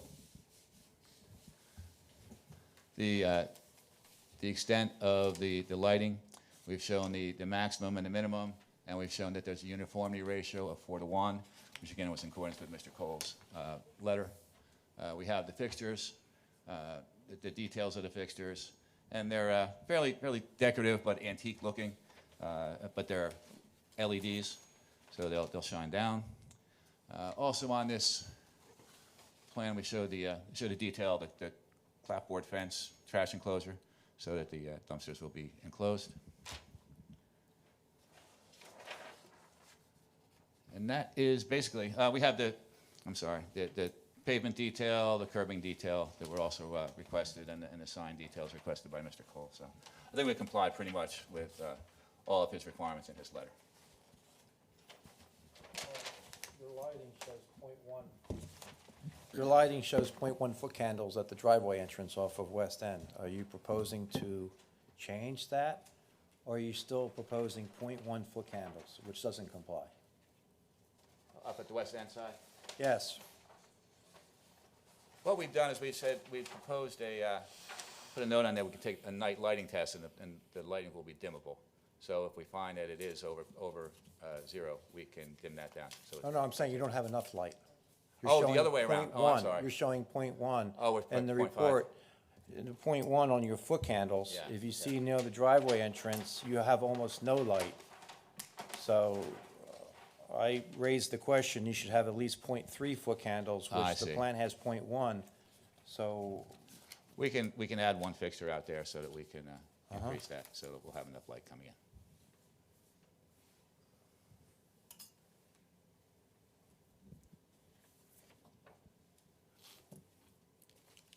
big question I had for you, and I don't know if it's for the other engineer, is the make ready. I think you're triggered on the make ready because of the 4 spaces.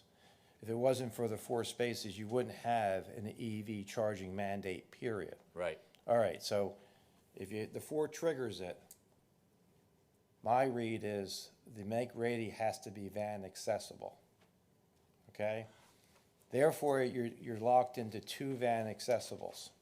Correct. 1, because it's less than 25, and 1 for make ready, and you can't combine them because of the signage. It prohibits non-EVs for using the van accessible EV charging space, which is crazy, but that's how it reads. Okay. Now, if we agree on that, the plan doesn't comply because in van accessible, the accessible aisle has to be on the right. You have them both, when you have one on the right, you have the other one on the left, therefore it doesn't work. Understood. When I was reading your report from the other day, I was saying I didn't understand that it was the make ready space, but I've looked at the configuration. What we would do would be to, as I said earlier,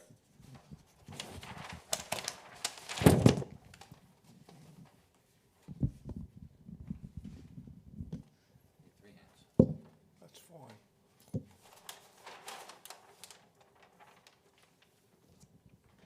in order to give ourselves a ADA accessibility ramp, I'm going to slide the ADA spaces to the south.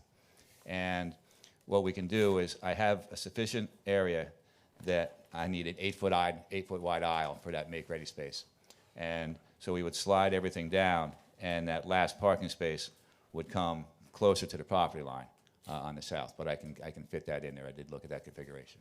Okay, as long as you can make it work with. Yeah, the- I didn't understand where the citation came from, but I did look at it and I saw that we can make Yeah, that physically work. I gave you the link because it's Yeah. hard, it's hard to believe for non-New Jersey what's going on here, because you have essentially 2 van accessible spaces required when the federal code requires 1. Right. However, you have to round up with the EV parking. You're stuck, even with 3 spaces, providing a EV charging van accessible and angled parking. It goes to the right, which causes problems here. Yeah, okay. Thank you for the clarification, because it is, Look, I get it's it. New Jersey, I understand. It's New Jersey. Yes, sure it is. The women don't pump gas. Can you, I'm looking at the landscaping plan Yes. and thinking about the ramp that we're talking about going around the garage, also the dumpsters. How do the dumpsters and that potential ramp affect the landscaping plan? Okay, well, we're not showing any landscaping in front of the dumpsters. What we have is the stockade fence, so that they'll be blocked from view that way, so that'll provide a screen there. On the west side of the property, there were just a couple of trees, existing trees that are there. They will have to come out to provide for the sidewalk and the ramp on that west side.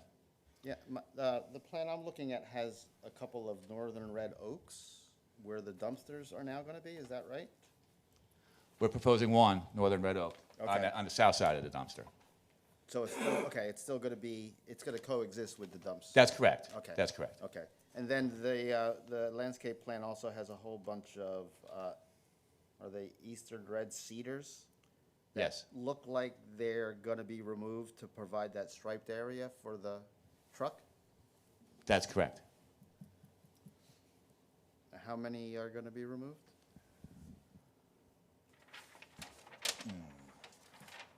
I don't have that at hand.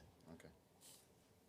But it sounds like some will need to be removed. to Yes, it accommodate. is, because we want to provide that triangular stripe space so that the truck can get in there. Okay. How does the garbage truck exit the property? Okay, so if you look at the handout I just shared, the garbage truck drives in to the dumpsters, and both of those dumpsters are on wheels, so we can put them in front of his forks. He's then going to back up and turn. There's a bend to his right and then to his left. Then he's going to come out and he'll make a right onto Cayman Place. And that's the track that's shown there. And then where you now included the striped area, does that do more lot coverage, more macadam? Yes, and I believe the architect took that into account on his impervious coverage calculation. It does, Mike, that's the updated number? It's going to change again now because of the ADA ramp on the west side of the property. But he had updated it at this point, I believe. And the generator, yeah, all right. If we have that ADA ramp, we don't need a generator because there's no lift. However, if they do propose a generator, that would increase the impervious coverage, that's correct. Now, let's talk about that street tree. Are you showing it on the property or in the right of way? Because using the DEP's definition, which I think every municipality has to use, it's not technically a street tree.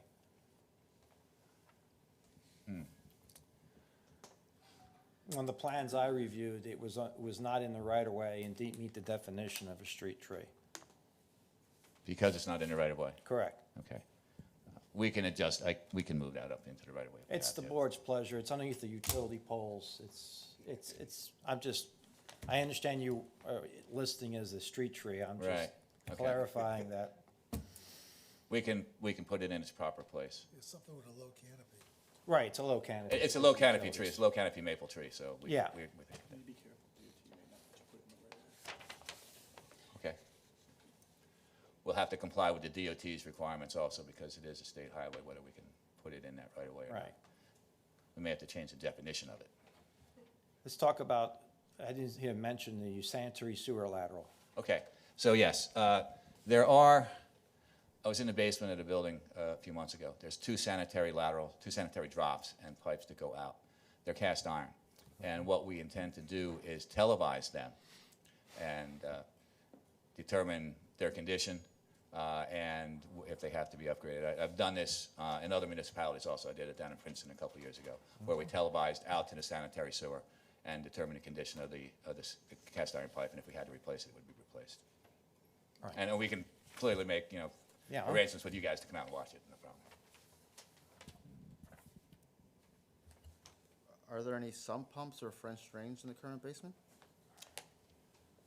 Sump pumps or? Yeah, I'm just trying to think back. I was down there. I believe there is a sump pump.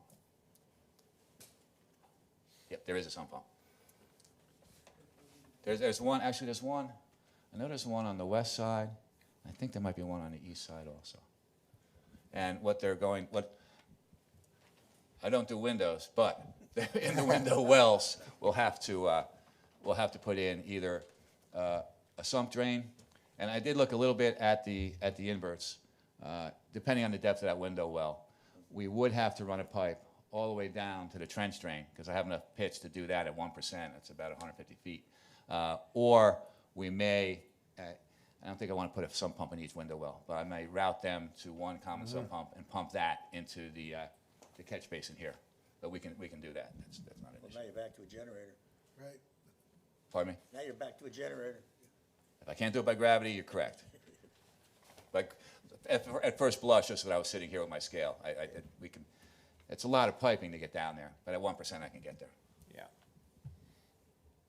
And the existing catch basins, I saw your calcs, you're good for at least a 10-year storm. Yes, we are. Based on the existing conveyance system. That's correct. Right. And when I was out there, I did measure all the pipes, I did measure the inverts, so I'm very confident in their sizing. And they look pretty clean. I mean, obviously, some maintenance will be required, but other than that, yes, they can carry that storm. We don't do 10-year storms anymore, Mike. For existing conditions, typically, the board looks at 10 to 25, and to give, it's throwing the applicant a bone saying 10, not 25, because he wouldn't comply with 25, and but he we would appreciate comply that. with 10. Yeah. Question is, what is it, right, That street, you get some flooding up in that street. right. Art, I had a question. Basements are notoriously damp. What, if any, provisions have you made for possible groundwater infiltration into the basement? I think someone had mentioned a dehumidifier system, but is that enough? I did not look at that as a site Okay. engineer. That would be more on the architect, I would say. But you know, if there's sump pumps there, so that the sump pumps could work and they can discharge into our manifold system to collect where the downspouts are But collected. that doesn't necessarily alleviate dampness. Dampness, that's correct, ma'am. So that's, who's considered that? I put notes under the basement plans to show that we are providing additional waterproofing, and the HVAC specialist said that he would provide additional ventilation. So between the additional waterproofing around the basement and under the slab where it's needed, and with the air filtration system, it should be enough to get rid of any dampness in the basement apartment. So we're keeping our fingers crossed. No, we're keeping the water from coming in, and we're taking any humidity out. Okay, Yeah. thank you. Thank you. Anyone else? So the 4 new parking spots that you have there, do they drain out to Cayman Place? We have them pitched at 2% back towards the trench drain. If you look on my sheet 1, Yeah. if you look at each of those, the four new parking spaces are shaded in gray. And you can see there's an arrow that says 30 linear feet at 2%, for example, on the northernmost one on the east side. They're all sloped in that direction so that the water will get into that trench drain. For all the spaces? Because I think some of it drains to Cayman. I don't think you're gonna catch it all based on the grades.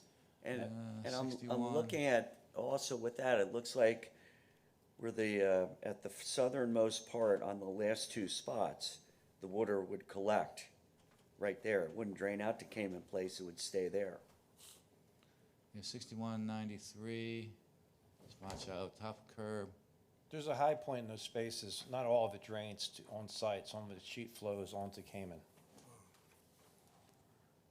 I understand back, well, here's a spot shot right here, 6206, and here's 6186, so that goes that way. But I thought that we can get this way. Now we got 6228.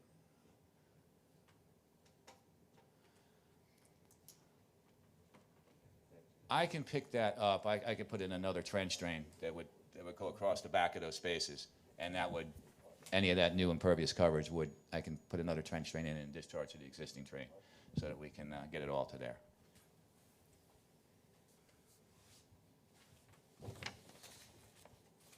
And because I'm going to have to reconfigure the west side parking spaces anyway, I'll be able to pick up the grading and make sure that we get the stormwater into that trench drain. Because I don't want to increase any runoff onto the back parking, the back street Cayman. Anybody else have any questions of the testimony just here? Anyone from the audience have any questions of Mr. Taylor? There.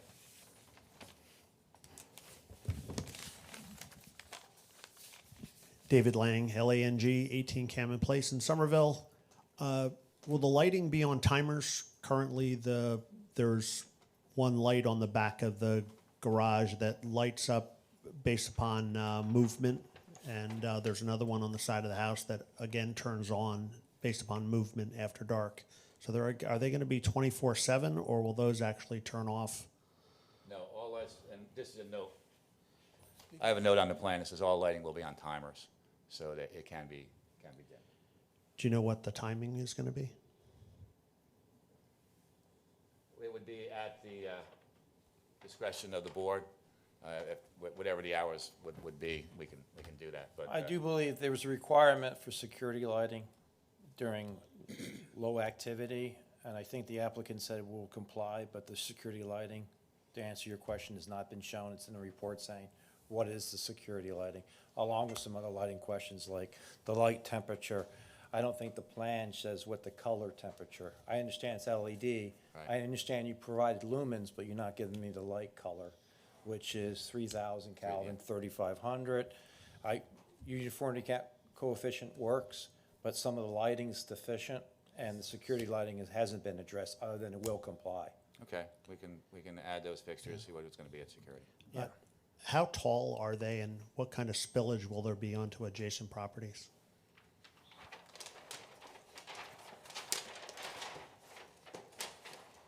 He doesn't have any light trespass. I've spent Yeah. a lot of time on these plans. Yeah, the Way lighting too much fixtures- time. The lighting fixtures are 10 feet tall. To So the he top of doesn't the need a gooseneck. waiver, right? No, he doesn't have any light trespass. It's defined in the code by more than 0.5 foot candles. I don't think there's any areas where you have light trespass over 0.5 foot candles.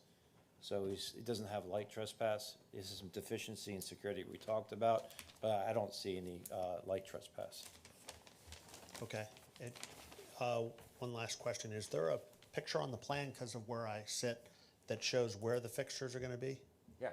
I'm interested particularly on the, I guess it would be the eastern side, the right-hand side.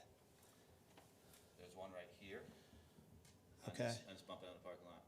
There's another one here. And the other one's on the other side, across from there. Okay. And you So said there'll be no there's 4. spillage on the other side of that? Yeah, there's no, if you look at the light levels depicted on the plan show less than 0.5 foot candles on the adjoining properties. Therefore, he's complying with the borough ordinance requiring less than 0.5 foot candles.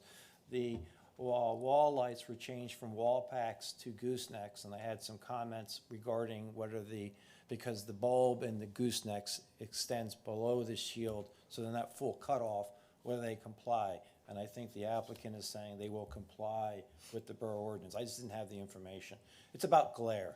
You don't want to have a bulb and have glare, so you have full cutoff. It's a fancy way of saying the bulb is shielded, the source of illumination. On the decorative wall packs is what the engineer is showing you, that it sticks below the shielding. So it's not the end of the world, I just didn't have the information. Okay. Thank you.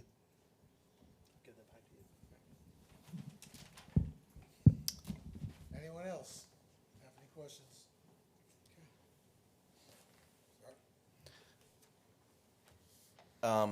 I'd like to request a 5-minute recess to have some discussions with my client and Mr. Cole.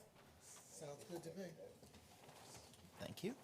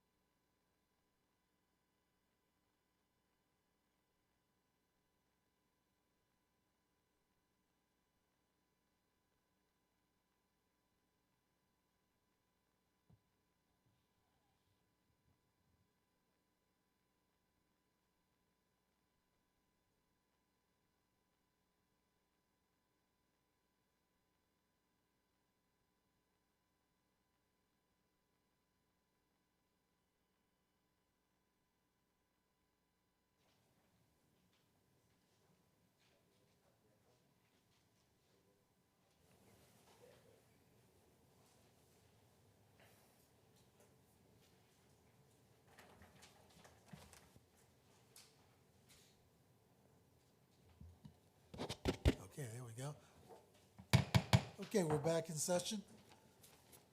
Mr. Bradley? Oh, thank you, Mr. Chairman.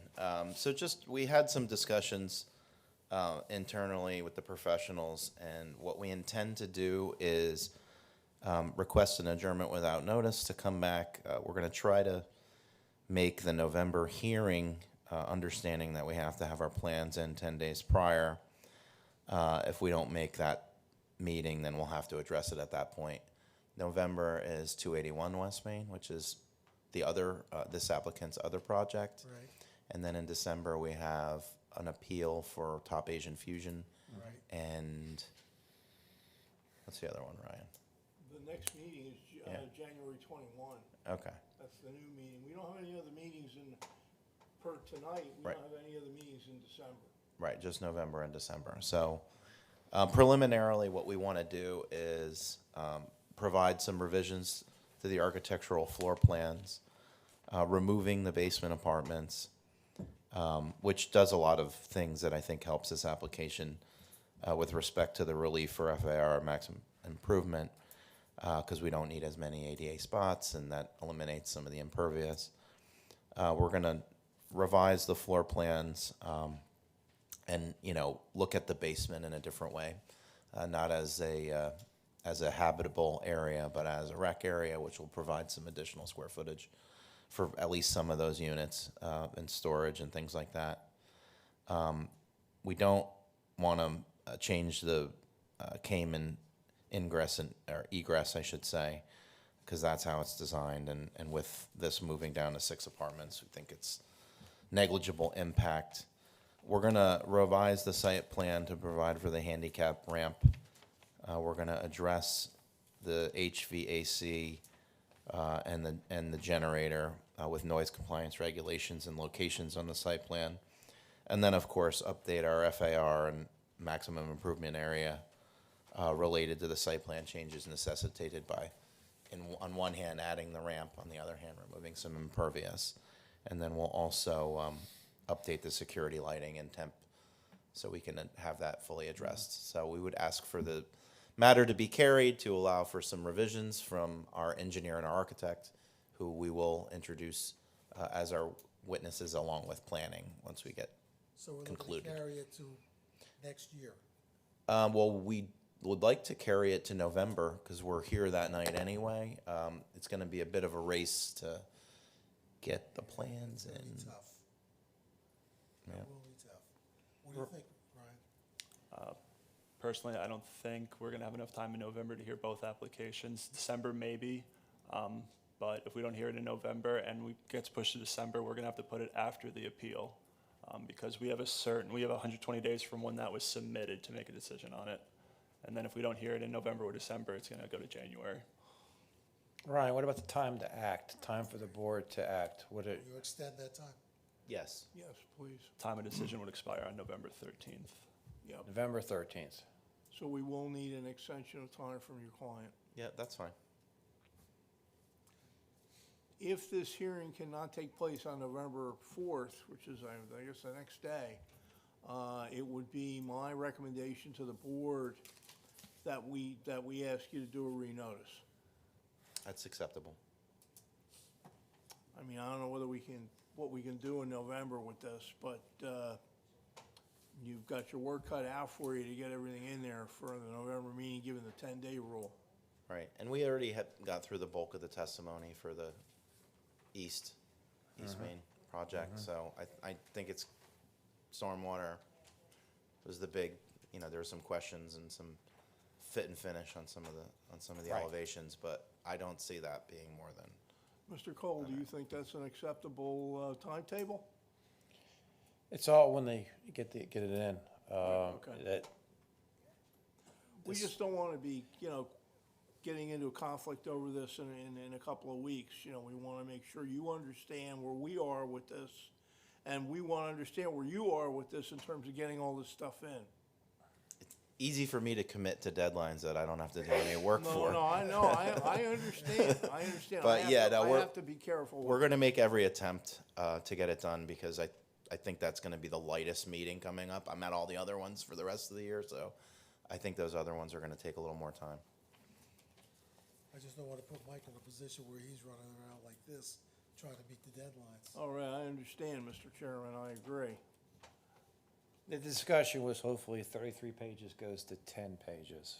That's the intent, that applicant can clean this up and we can have the information. I'm a little concerned about the sound data. It's out there, but you might find that it doesn't comply based on, Distance to the property line. right, and that might take a little, I'm not saying you can't do it, absolutely you can do it. Yeah. It's just a question of that takes time up to get that. We'll try to propose some What I alternatives. don't want is you submit something, it doesn't comply, and it forces me to write more comments, which I don't want to do. Right. So But I think everybody hears you about, I mean, and this is why this was useful, that we can kind of flush out all these issues, so. So it is understood that if we go beyond November 4, you will renotice, and needless to say, we will, we'll continue. You will provide us with the extension of time, so there will not be a default approval. Certainly. Okay, we're going to continue this until the future.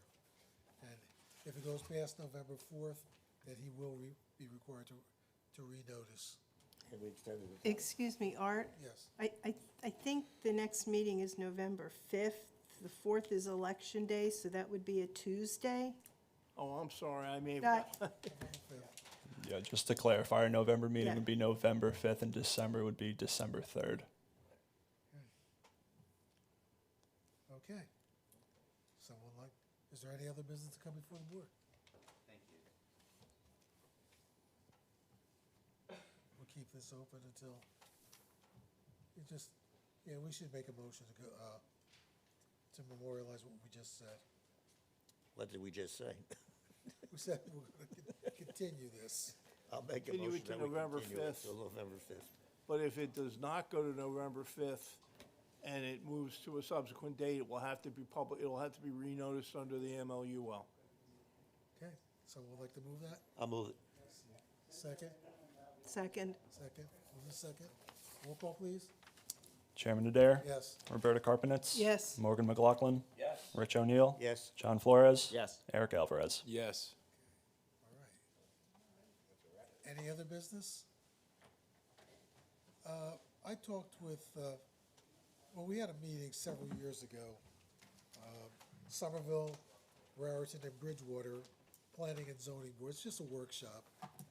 And find out what others were doing. And at that time, Ville TV was in its infancy, and they were like, "You guys televise your meetings?" Yeah. We don't, not live streaming. But one of the things that came out of it was in Raritan, their board secretary was a voting member. I talked with Ryan today about that. I have a meeting with the mayor tomorrow and planning board chair. I'm gonna bring that up and we can do some research on it. If, in a situation where, say, it's a D variance, we only have like 4 people or 5 people, the secretary could vote, so that we would have a quorum.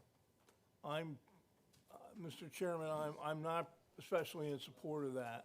Okay. I don't believe that complies with the, I know there are a lot of imaginative things being done to, if you will, circumvent the requirements under the Open Public Meetings Act and quorum and voting requirements.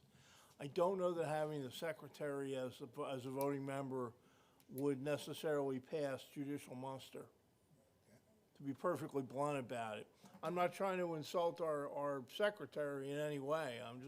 I believe that procedurally it could cause some difficulty.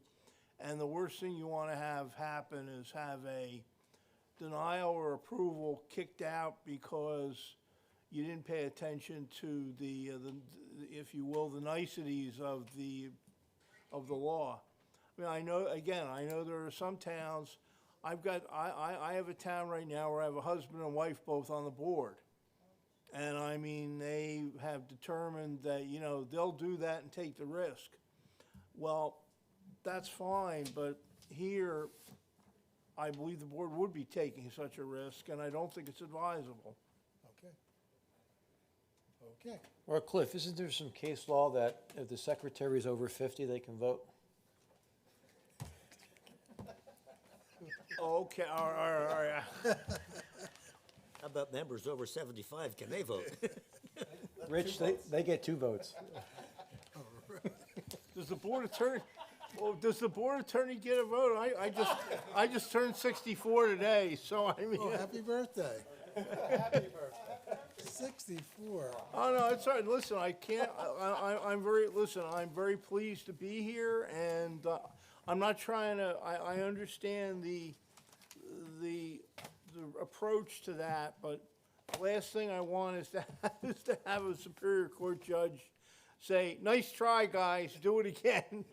Happy birthday, Cliff, but I was that age once. Ryan, you're not 50 yet, are you? I hope I don't know not. where the years, I don't know where the years go. Motion to adjourn?